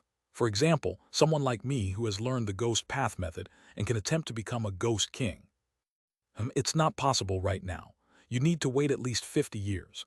Jian Myohun's consciousness is quite large, which would have put a strain on the side path. I understand, thank you. I smack my lips. If it was possible to enter within a year, it would have been great to accompany Jian Myohun until the storage scroll of lofty dragon true person opened. But 50 years. It will take another 50 years to return as well. Moreover, there's no guarantee that others wouldn't use the side path, which could extend the time even further. Well, it can't be helped. I have saved Oh Hyunseok. Jian Myohun has gone to the nether ghost realm. So the remaining tasks are Lofty Dragon True Person Storage Scroll and reaching the 4-axis stage. I look at my body and observe the energy of the great desert to Dead Sea swirling inside me, making a resolution. Before Lofty Dragon True Person Storage Scroll opens, I will reach the 4-axis stage. With this body and its compatibility with the great desert to Dead Sea, it is definitely possible. Of course, deep down, I want to immediately find a way to kill Cohreal. But I am still weak. Thus, it's better to find a way after reaching the 4-axis stage. Just like I couldn't save anyone when I was weak, but managed to save Oh Hyunseok as I grew stronger. The more powerful I become, the more people I can save, and the wider that scope will be. I need to get stronger, to rise higher, until I can know and achieve much more. Therefore, until I enter Lofty Dragon True Person Storage Scroll, I resolve to fully devote myself to reaching the 4-axis stage. Humans are foolish creatures. They always regret only after losing something. I feel the same way. I open my mouth in the pitch-black darkness. It's disgusting, Cohreal. And then my mouth opens again. What do you mean by that, Taoist Seo? Quite some time has passed since Seo Li sealed me. Seo Li had severed our connection, leaving me alone in the darkness to endure solitude. At some point, I realized that someone is taking control over me. It's Cohreal. It wasn't until more than 80% of the control had passed to Cohreal that I recognized him. Sitting in a lotus position, I concentrate my efforts on escaping Cohreal's encroachment by operating the canvas of myriad forms and connections. Was it that killing you would cause you to parasitize on me? Haha, who knows? He answers vaguely, never providing any clear information. Damn it. In the end, my judgment was foolish, and Seo Li's judgment was correct. If I had roamed around openly, I would have eventually been replaced by Cohreal and driven those around me to ruin. Do I have about 1,000 years? Something like that. Your clone's judgment was excellent. Now I can somewhat understand your way of speaking a bit better. Something like that implies I have less than 1,000 years to get out. Your clone's judgment was excellent means that Seo Li has acted foolishly. This is the extent of my interpretation. There's less time than I thought. My physical body is already immobilized. Only the canvas of myriad forms and connections connected to my soul can move, but that is all. Even that is gradually becoming uncontrollable. Techniques are gradually leaving me, and I can feel even the ownership of the colorless glass sword shifting towards him. The human being that is me is gradually being replaced by Cohreal. I can move only one thing. Boing. A transparent blade moves through the void, cutting my body. Pukuak. The entity occupying my body smiles faintly and heals the wound. As expected, the power of the heart tribe cannot be dealt with no matter what. The formless sword. The remaining 20% of me, that Cohreal has not yet taken over. That is the only barrier protecting me. But shall I tell you something interesting? The power of the heart tribe is meaningless whether it exists or not. Sealing it is simple. Wowung. With those words, I feel Cohreal's filthy heart essence rising inside me. I can feel his heart essence suppressing the power of the formless sword within my own heart essence. I am completely trapped within the innermost part of my heart essence world. Cohreal stands outside my heart essence world, smiling broadly at me. Just stay seated here. As long as you remain quietly within your heart essence, I will ensure your existence is maintained. How is this possible? I ask with a hardened face, looking at Coatrial outside my heart essence. What do you mean? How is it possible to use the heart essence like a tool? I ask, observing how Coatrial had fragmented his own heart essence to envelop mine like a barrier. He is manipulating his heart essence like a puppet. It's an obvious matter. Emotions' heart are merely the movement of substances in the upper dantian and some electrical signals. Once you understand the principle, using them is possible. He smiles and turns away. It seems that Taoist Seo doesn't fully understand yet. Do not worry. As long as you stay quiet, I will leave you a small part of your domain. With those words, Coatrial disappears from the outskirts of my heart essence with a smile. I sit comfortably atop the glass sword mountain, gazing at the sky. Wrong, Coatrial. My eyes gleam brightly. I understand your speech now. You're not leaving me a portion of my domain. You simply cannot enter this place, can you? S. I can feel it. Though he might be able to subdue human thoughts, he cannot easily invade the heart. I lie down among the swords piercing me on the glass sword mountain, focusing my mind. I don't know what you're planning, but, Coatrial, I won't go down easily. Keyoving. I practice using the formless sword, drawing on the power of tribulating heavens. Compress. I recall the memory of the spar with T. Yoljian in my mind. What she had shown is undoubtedly the first step before the throne. The power that the heaven and earth tribes call the fourth stage of manifestation. Beyond tribulating heavens. I recall the divine power Kim Young-hoon had shown. Keyoving. Compress. Compress and compress. Imbue the essence of my heart entirely into this sword. Within my heart essence, I connect to the essence of the formless sword, focusing all my consciousness. Whether it takes hundreds of years or thousands. Coatrial. I will definitely escape. // Discord https://dsc.gg/wetread. Link to donations in the Discord. Chapter 308, for CO towards CO3. Join the Discord for chapter updates and important news. Chapter 308, for CO towards CO3.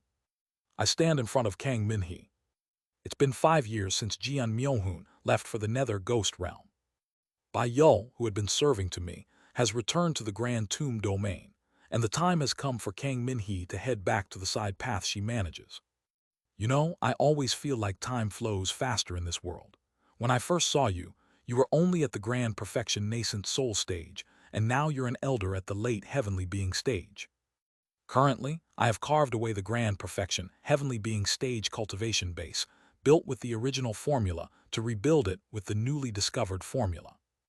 Thus, my current cultivation is late heavenly being stage.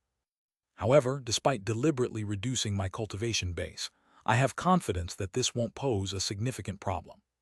Next time you see me, I will be in the 4-axis stage.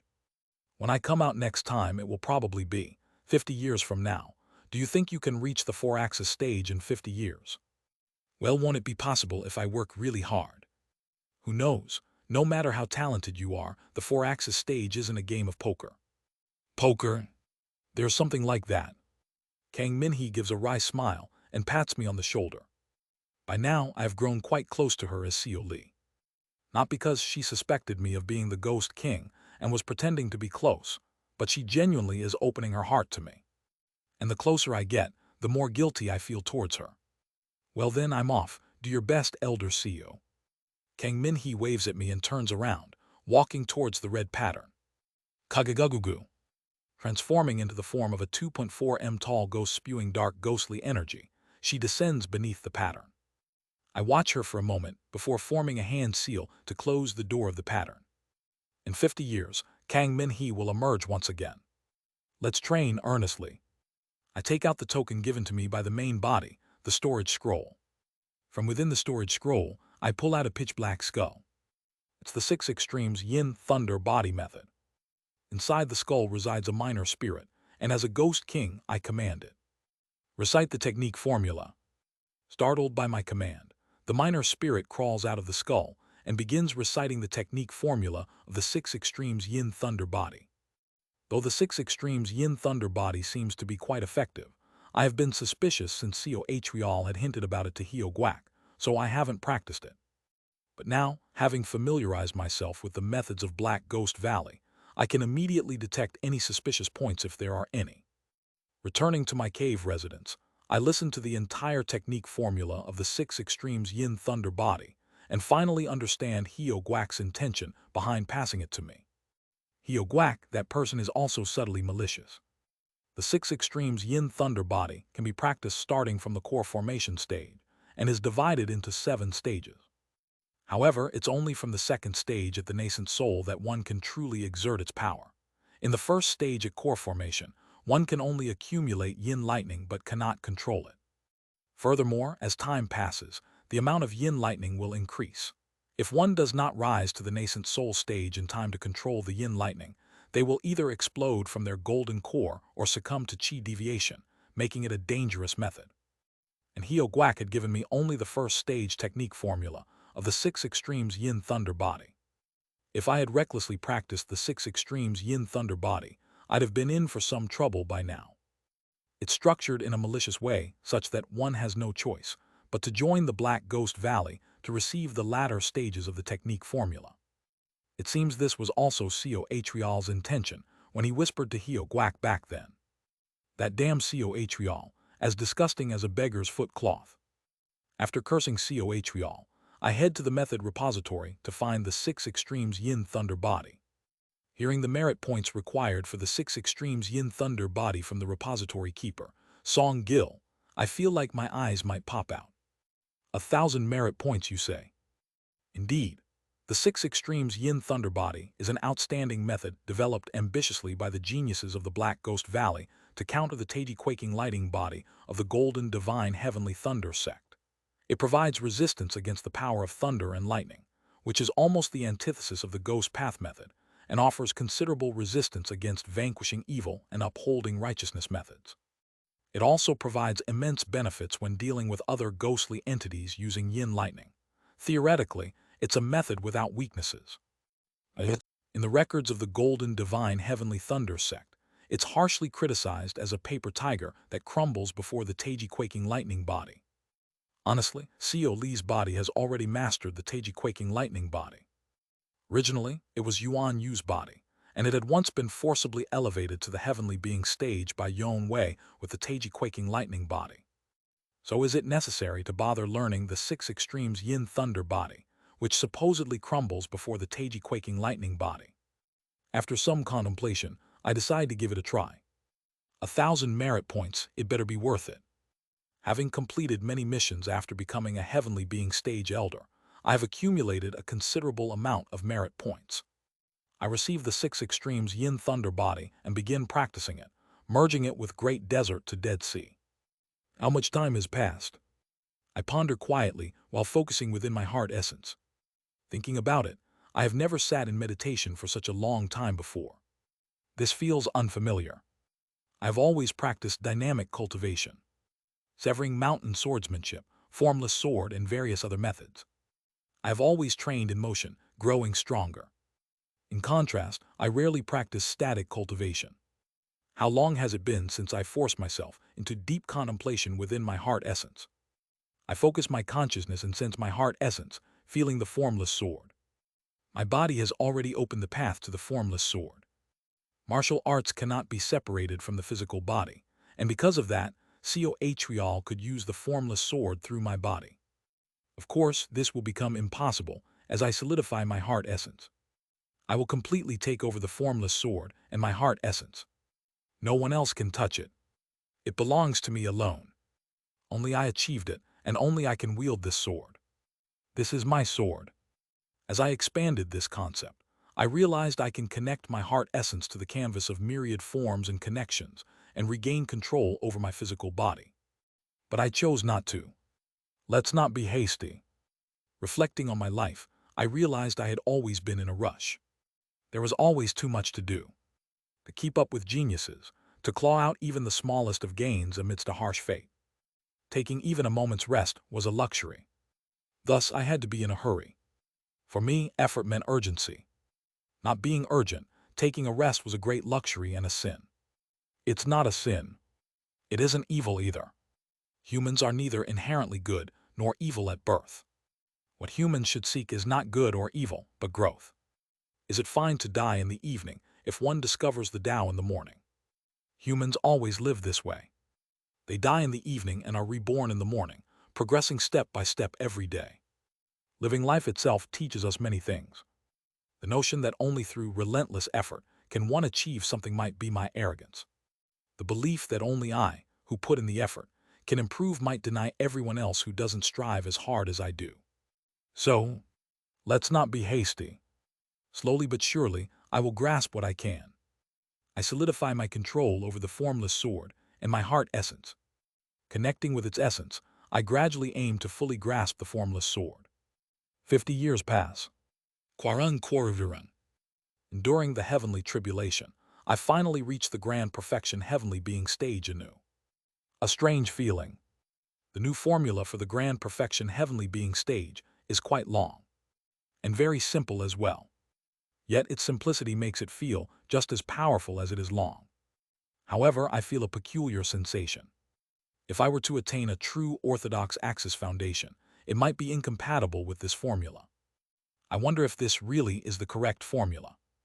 Though curious, it isn't odd enough to dwell on, so I stabilize my cultivation. Now, the only thing left is advancing to the 4-axis stage. I can definitely reach it before the storage scroll of lofty dragon true person opens. With confidence, I continue my cultivation. Speaking of which, I suddenly feel something is amiss. Kang Min-hee should have come out of the side path by now, shouldn't she? But Kang Min-hee hasn't emerged yet. Feeling strange, I head to her office at the Ghost Soul Hall to question her clone. Do you know what happened to your main body? Kang Min-hee's clone, puffing on a pipe, replies. Seems you don't know, being secluded for 50 years. What? I'm startled by her continued words. There were attackers from the Nether Ghost Realm and the Blood Yin Realm. Those who were outside and active knew about it, but you didn't, I see. I had no idea. Stop staying locked up in cultivation all the time and make some friends. To hear that from Kang Min-hee. She's advising me despite only having one friend, Kim Yeon, back on Earth. It's quite amusing. So the Grand Elder is currently resting in the side path.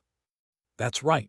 Normally she'd have to come out to the bright cold realm once every 50 years to get some fresh air. Well, listening to the other Black Grand Elders with my talent, I can stay sane in the side path for not just 50 but 100 years. I think so too. I see. I feel a slight unease.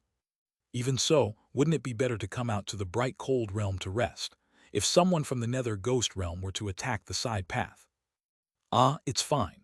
The Nether Ghost Realm attacker last time came through a different side path to the bright cold realm, then re-entered our side path in the bright cold realm to attack me. Normally, there's no way for an attacker from the Nether Ghost Realm to come through our side path. But the Grand Elder isn't a deceased. That's true, but I'm more accustomed to ghostly energy than most deceased. I grow worried as I watch her brush everything off with a nonchalant "I'm fine." Ghost guiding Holy Mother. I still remember vividly. Her appearance leading a horde of millions of ghosts, screaming madly, wielding her ghost claws and splitting the wonderfully mysterious fortress in half. When will your main body return? She'll probably be back in the bright cold realm in about 30 years. I see. Then, I should help take care of her mind with the Sea of Righteousness and Mountain of Grace at that time. Although I use the Spirit Sealing Bodkin to mend her spirit, lessening my worries about the ghost guiding Holy Mother compared to my previous life, I still can't completely shake off the ominous feeling. Deciding to wait for her return, I return my cave residence. Wait. Suddenly, I feel a strange sensation and adjust my stance. Well, Weung. I conjure a gang sphere in the void, rotating and merging it. I attempt to create the formless sword, but at some point, the formless sword that is forming above my hand disintegrates back into natural energy. What's happening? For some reason, the formless sword is no longer manifesting. The formless sword is created by shaping the gang sphere into a form, and reflecting my heart essence to manifest it into existence. But oddly, my heart essence is no longer reflecting. Damn it, what's going on? Sweating, I try several times to manifest the formless sword again. and I fail every time. Weeding. Lying halfway up Glass Sword Mountain, I close my eyes and focus my will on my hand.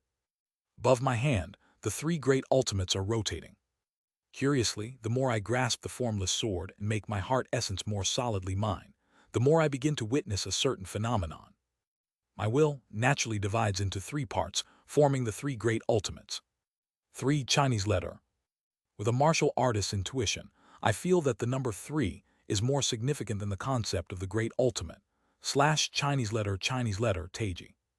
Recalling the feeling of being completed as myself, when I first formed the three great ultimates, I focus my consciousness even more. The formless sword, the plane of soul. I approach the essence of myself, grasping the essence of the heart Chinese letter. More, Piet. Rotating the three great ultimates transformed from the formless sword above my hand, I feel like I am beginning to understand something. Did the separation from my main body cause this? But I can't jump to conclusions. After much deliberation, I decided to use Sea of Righteousness and Mountain of Grace. Since the Sea of Righteousness and Mountain of Grace is part of the Severing Mountain swordsmanship, not the formless sword, there's no issue in using it. Yes, this should work. As long as I can use the Sea of Righteousness and Mountain of Grace, I am confident I can stabilize Kang Min-hee's mind. That's what I thought. 30 years pass. Kang Min-hee, who was in the side path, did not return. And at some point, her clone also vanished from her office. What do you mean? At my outburst, Heo Guak and the other Black Grand Elders cough awkwardly. The side path is blocked. Isn't managing the side path the main objective? Heo Guak clears his throat and speaks. It seems Grand Elder Kang Min-hee did something inside the side path, Grand Elder Seo. I, too, have earned the title of Grand Elder of Black Ghost Valley over the past 80 years. Being a talent on the verge of reaching the 4-axis stage in less than 100 years since entering the Black Ghost Valley, I was recognized as a significant asset. Is it impossible to open the side path? We've tried using our sect's spells and artifacts, and even cooperated with the senior 4-axis Ghost Kings in the Grand Tomb Domain and the Black Grand Elders of the sect. However, all our attempts failed. It's not a matter of strength but a structural issue. It's firmly sealed from the inside, making it impossible to open. So there really is no way.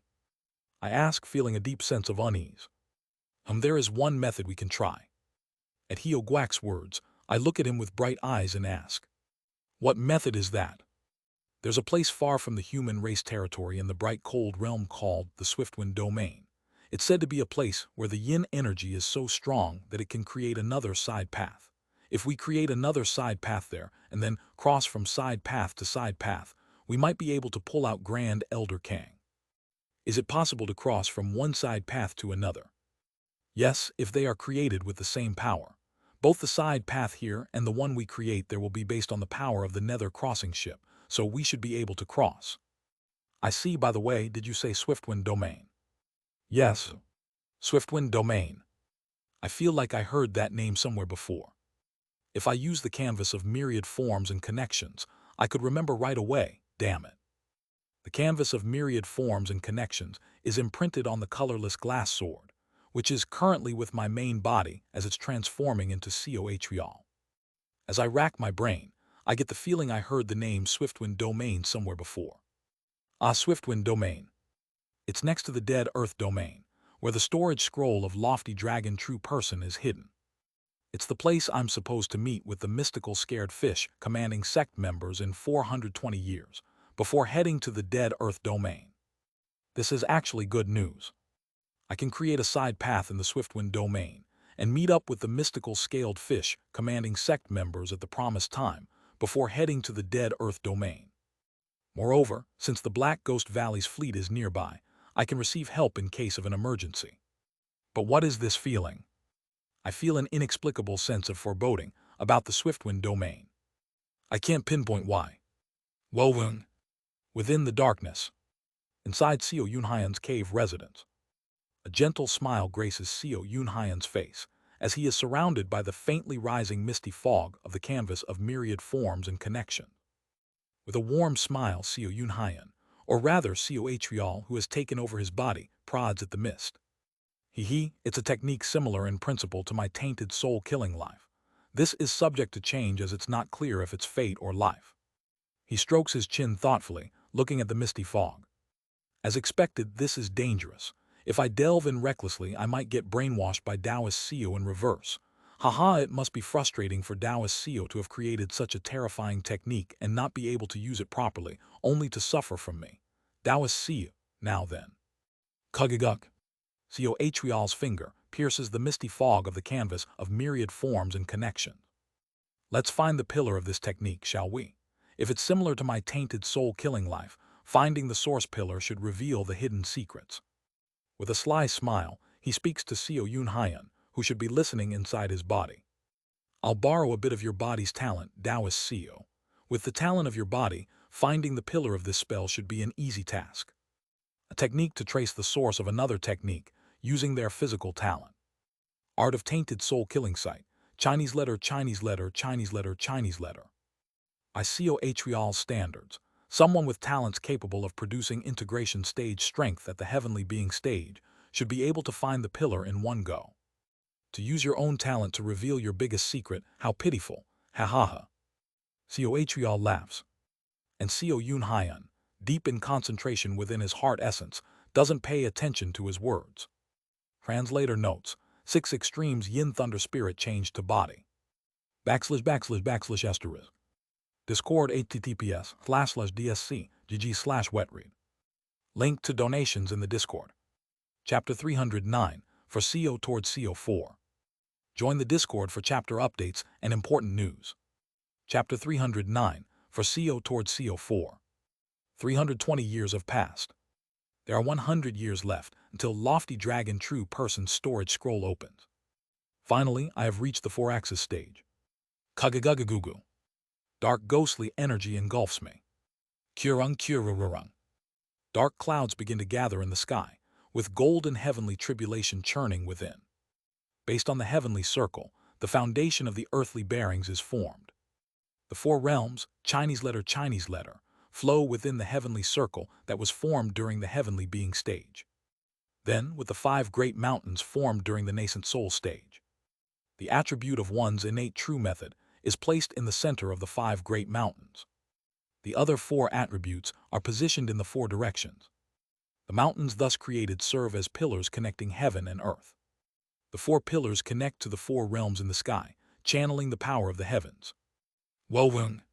The halo of the heavenly circle, floating behind the upper dantian of the nascent soul, descends to the lower dantian, forming a similar round circle. By embedding the 4 axes into this lower dantian circle, it transforms into a square. This completes the heavenly circle and earthly bearings. That is the practice of the 4-axis state. Kurururung. As the foundation of the earthly bearings begin to form, golden beams of light rumble from the sky. The heavenly tribulation encountered when transitioning from the late heavenly being stage to grand perfection is 20 streaks. And the heavenly tribulation encountered when rising from the heavenly being stage to the 4-axis stage is generally known to be 25 streaks. Quarururung. The sky pours down a torrential rain of light. However, I raise my head towards the sky. Kagagagugu. Ghostly energy envelops my body. Ghost King transformation through Ghost Guiding QE Devilish Secret results in just an ordinary Ghost King. But the Ghost King transformation made with Great Desert to Dead Sea is different. It's a method that fully utilizes the power of death covering my soul. That is Great Desert to Dead Sea. Kujujuduk. Round my head, skulls made of ghostly energy begin to emerge. My body gradually transforms into a ghostly body, with ghost claws on my hands and prayer beads on my feet. My original face also begins to wither and transform into something resembling a skull. I become an 18-skull-head Ghost King.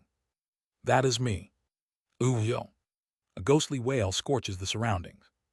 Yin energy surges everywhere, and ghosts in the Black Ghost Valley begin to scream.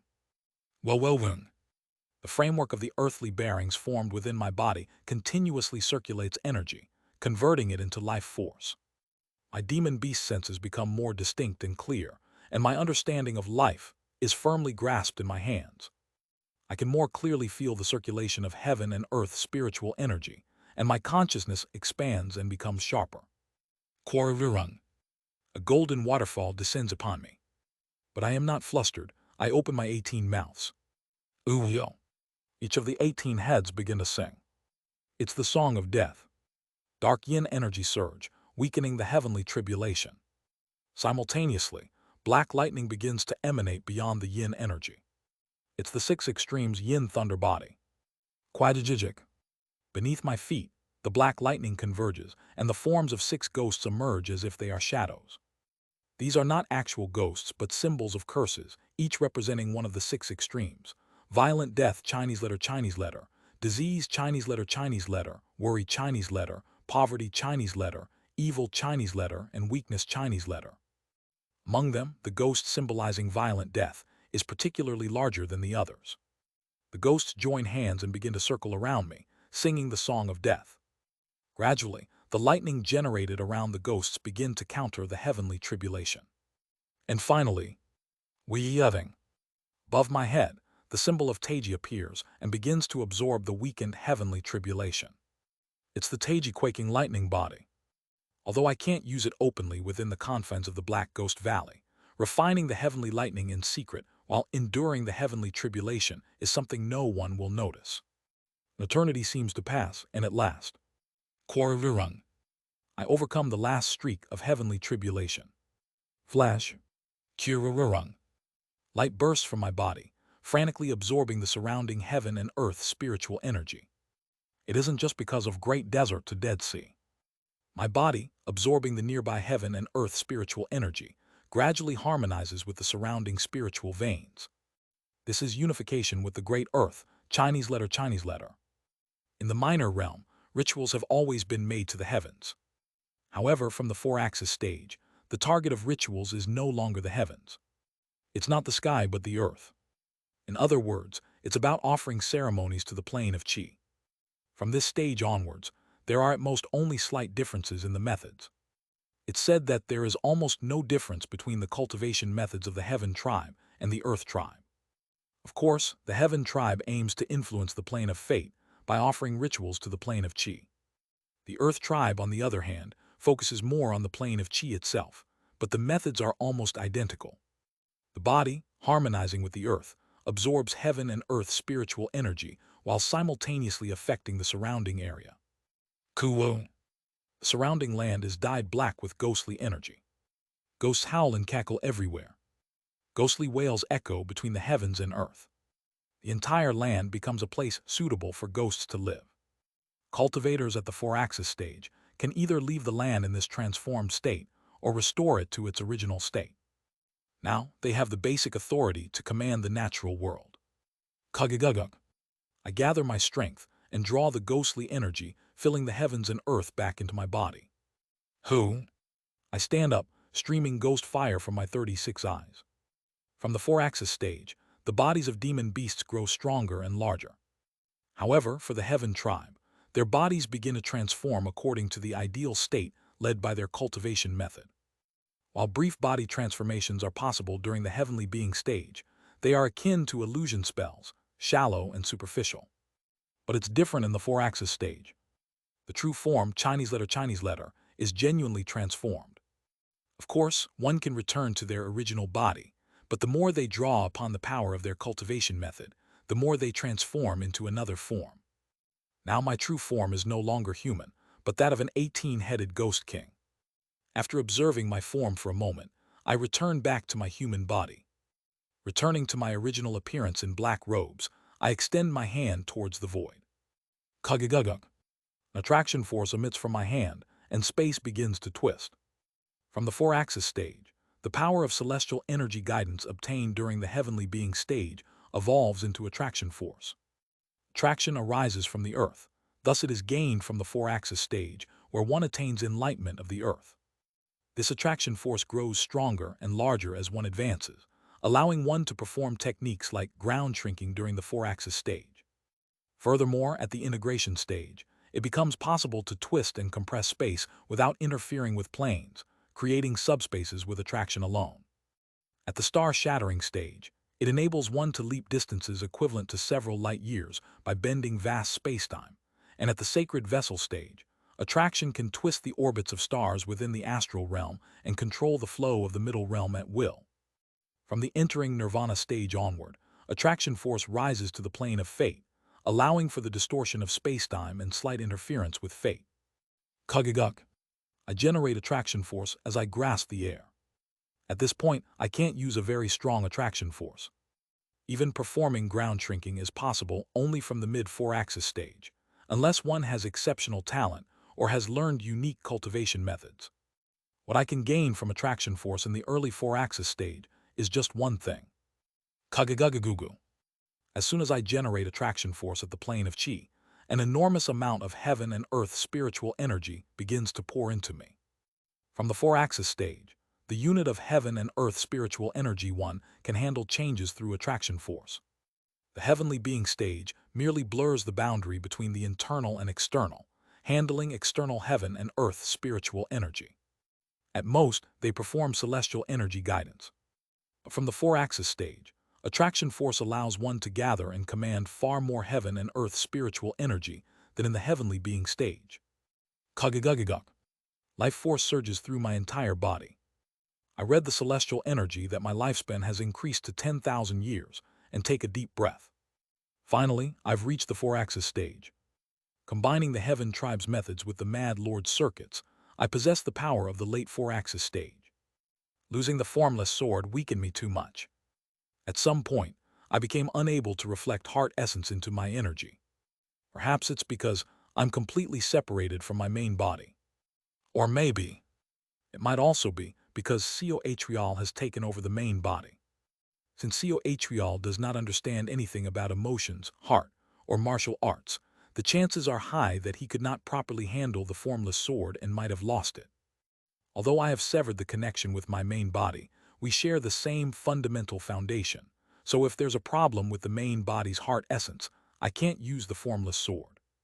If I want to use the formless sword again, there's only one way. Completely severing the connection with Seo Yun Hyan and being reborn as the entirely separate personality, Seo Li. If that happens, I'll be able to use the formless sword again. But that will be meaningless. I am Seo Li, but at the same time I am Seo Yun Hyan.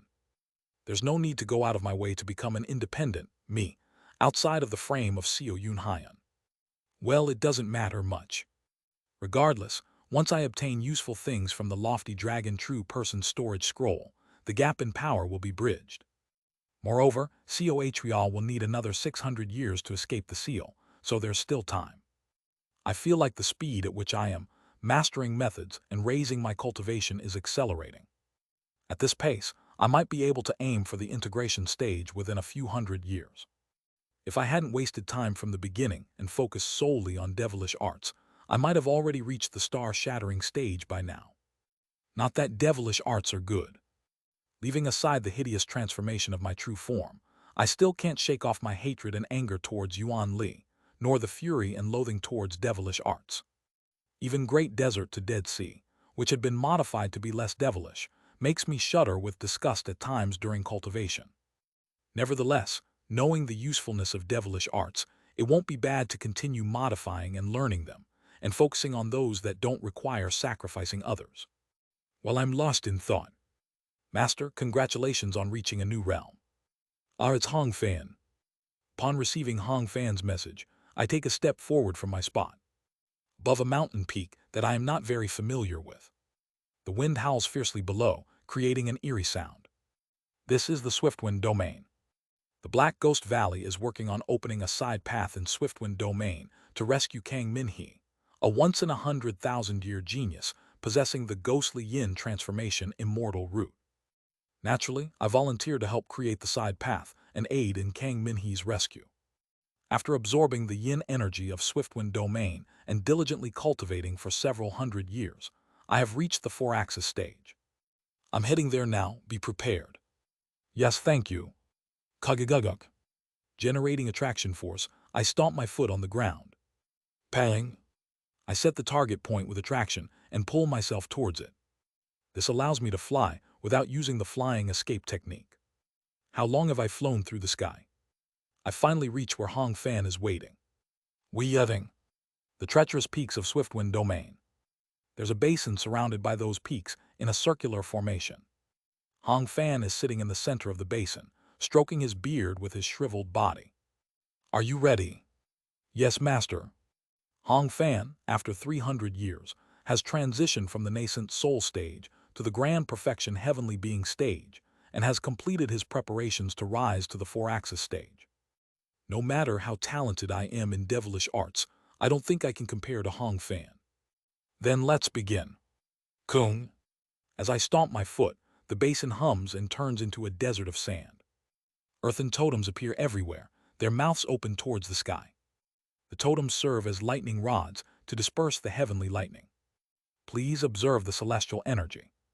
Now is the right time. The ladle, ox, and rooftop stars have risen to the sky. Thank you, then I'll begin. Kagagugu. Hong Fan reveals his true form.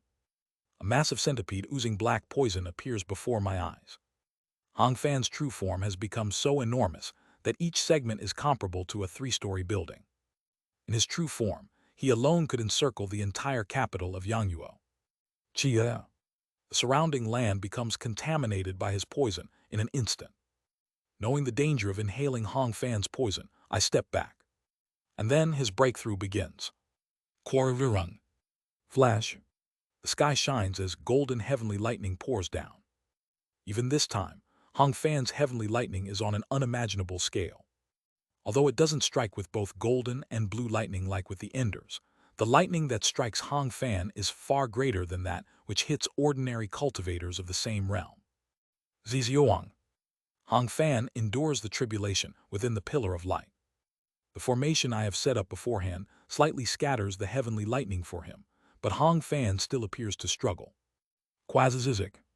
As the heavenly lightning peaks, I operate the Taiji quaking lightning body to trap part of Hong Fan's tribulation within the Taiji. Quarvirung. As if angered, more heaven and earth spiritual energy gathers. But I smile, releasing just a thread of the tribulation back to Hong Fan.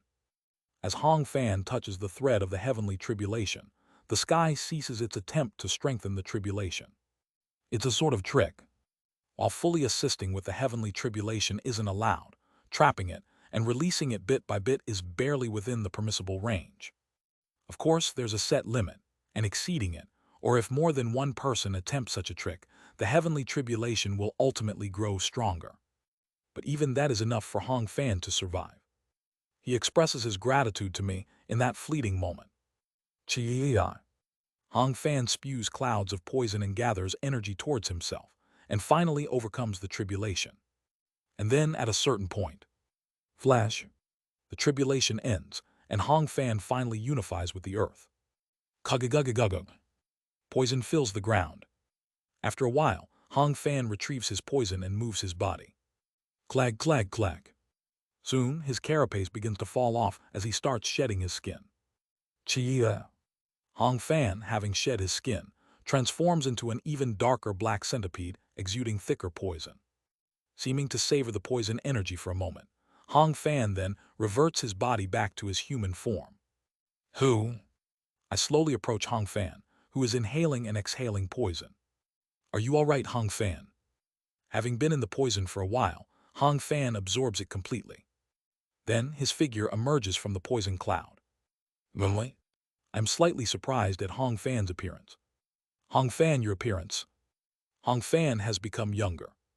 Not as drastic as going from an old man to a young man, but his white hair has hints of black, and his wrinkled skin has improved. Moreover, his completely hunched back has straightened a bit, making him appear taller. Though I felt a slight change when he rose from nascent soul to heavenly being. Back then, his wrinkled appearance improved slightly, and he only looked a bit more vigorous. But now, the change is evident. If he went from 100 years old to 90 years old when rising from nascent soul to heavenly being, it now feels like he went from 90 to 80 years old.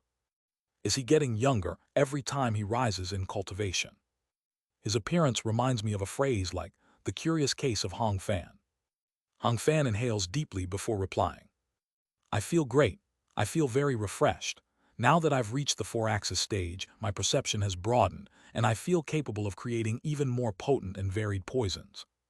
I'm good, that's fortunate. Seeing Hong Fan, I feel a strong sense of reassurance. With the poisons Hong Fan can create, even integration stage cultivators will find them effective. Therefore, I'm not afraid even if I have to fight the main body. Hong Fan has also reached the 4-axis stage. Now, the remaining task is to stabilize the side path quickly. Right now, Hio Guak and Hio Ryong have entered the side path to quickly stabilize it. Soon, we will be able to contact Kang Min-hee again. A few days after reaching the 4-axis stage. Finally, a message arrives from Hio Guak and Hio Ryong. The newly established base of Black Ghost Valley in Swiftwind Domain. At the docking port of the Nether Crossing ship at Black Ghost Valley's Swiftwind Domain branch. Inside my cave residence there, a projection of Hio Guak appears. A ghostly spirit shaped like Hio Guak, made of ghostly energy, appears before me. Oh, you've really reached 4-axis. To reach the 4-axis stage from the nascent soul stage in just 400 years, if not for Grand Elder Kang, you would have been hailed as the greatest talent of Black Ghost Valley. It's a pity if it weren't for the current situation. I would have celebrated such a great achievement for the sect, but given the circumstances, that seems difficult. I hope you understand. Hio Guak expresses amazement at my advancement. I bow respectfully in reply. It's nothing. Given the situation where a fellow Taoist of the sect might be in danger, it's only natural. But the reason you contacted me is... Yes, the side path has been fully stabilized.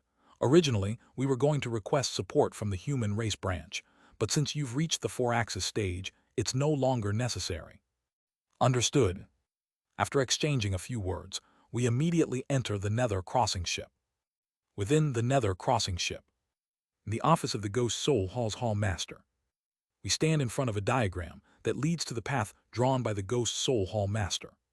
Stand here and operate your ghostly energy as instructed. Understood. All right, then shall we proceed? I form hand seals and operate my ghostly energy.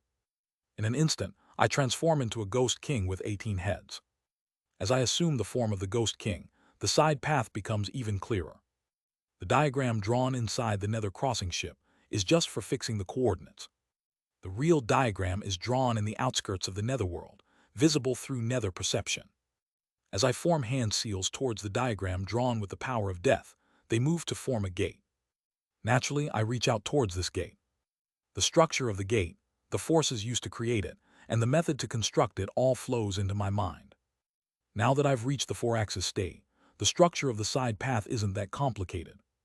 I know how to handle attraction force and the ghost path method. The side path is a way that traverses the outer areas of the Netherworld. I intuitively feel that by following this way, I can create side paths connecting to the Ancient Force Realm and Purple Gold Realm. Black Ghost Valley hasn't created side paths connecting to other middle realms simply because there's no reason to. Creak. Upon opening the gate, a dense ashen world appears. I step onto a path seemingly made purely of darkness in this ashen world. Space with nothing except the path of darkness and the ashen sky. I walk along the path through this space. How long have I walked? Step. After a while, I notice two figures in the distance. One is a Ghost King with 8 spears protruding from its body, and the other has 4 sails sprouting from its shoulders. The 2 Ghost Kings are occupying the space there. They are standing on the ashen emptiness, not on the path, but black roads extend from where they stand and connect to the path I am on. Sir Hio Guak, Sir Hio Ryong. You've arrived. Incredible, truly incredible. Even if you're not as great as Grand Elder Kang, reaching the 4-axis stage in just 400 years, you are truly a rare genius, one that appears only once in several generations. The Ghost King with spears is Hio Ryong. The Ghost King with sails is Hio Guak. Both praise me with pure admiration. After some words of praise, they point to a spot. Focus on your nether perception. Find the darkness with the same aura as this path. Grand Elder Kang should be there. We'll give you about 7 days and nights, so concentrate on your nether perception. Following their instructions, I sense the aura of the darkness beneath me. It's a familiar aura. The familiar energy of the Nether Crossing ship. Concentrating my nether perception in the ashen world, I find the identical darkness. Wulong. It's a strange feeling, as if the ashen world has folded into my hand. Observing the shrunken ashen world in my hand, I easily locate the side path where Kang Min-hee is. It's very simple. Isn't it just a matter of finding the path made of the Nether Crossing ship's darkness, like where we are standing? I found it. Wait already. Astonishment spreads across the ghostly faces of the two black Grand Elders.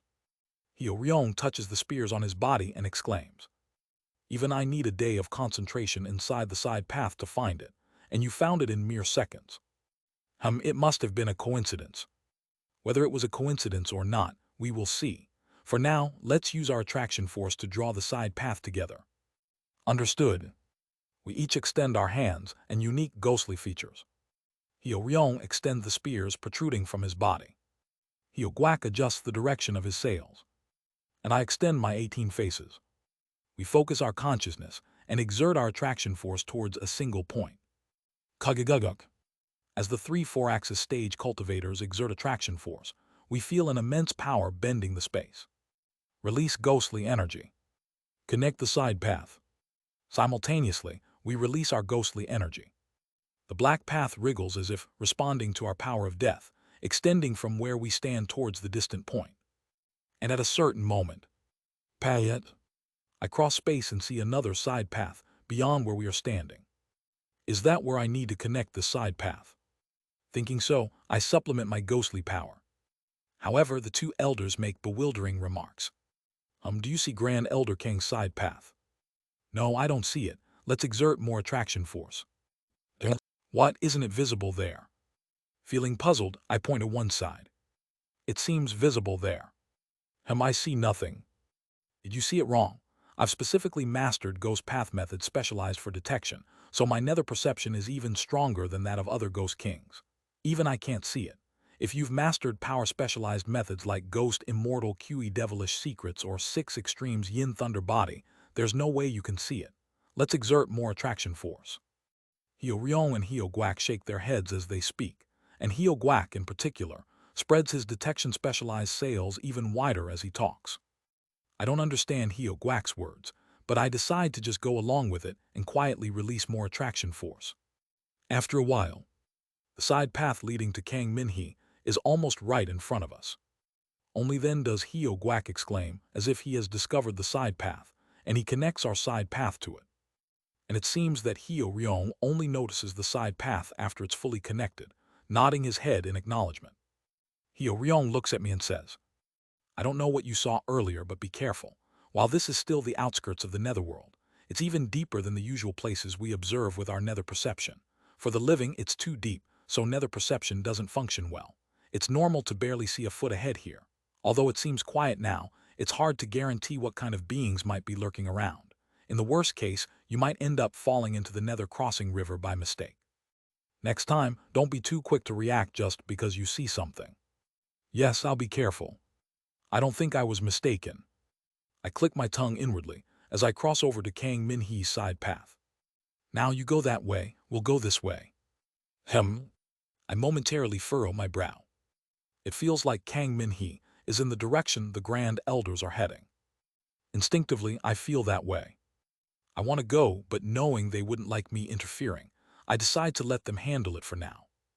I head towards the bright cold realm, while they move towards the nether ghost realm. Once the Grand Elders are out of sight, I try to turn back. It's then. What's this? I feel a strange sensation. The direction I am heading is definitely towards the bright cold realm. Then turning back should mean heading towards the nether ghost realm. But even when I turn around, it still feels like I am heading towards the bright cold realm. The energy of the bright cold realm is unmistakably felt. What is this exactly? Feeling confused, I turn back again. But I fail to understand it. This way is also towards the bright cold realm. Whichever direction I head, it all leads to the bright cold realm. In my confusion, I decide to keep walking. How long have I walked? In the distance, I see a gigantic presence at the end of the path. That's on the straight and narrow black path. There's a place where the side path suddenly widens. No, rather than a side path, it's more fitting to call it a basin. And above that basin, there like a colossal mountain, is a giant ghostly creature. It's Kang Min-hee, sitting with her body curled up. No way. Feeling my heart tighten with anxiety, I slowly approach Kang Min-hee. Translator notes, MC was referring to the movie The Curious Case of Benjamin Button. \\\\\\\\\. Discord https://dsc.gg/wetread. Link to donations in the Discord.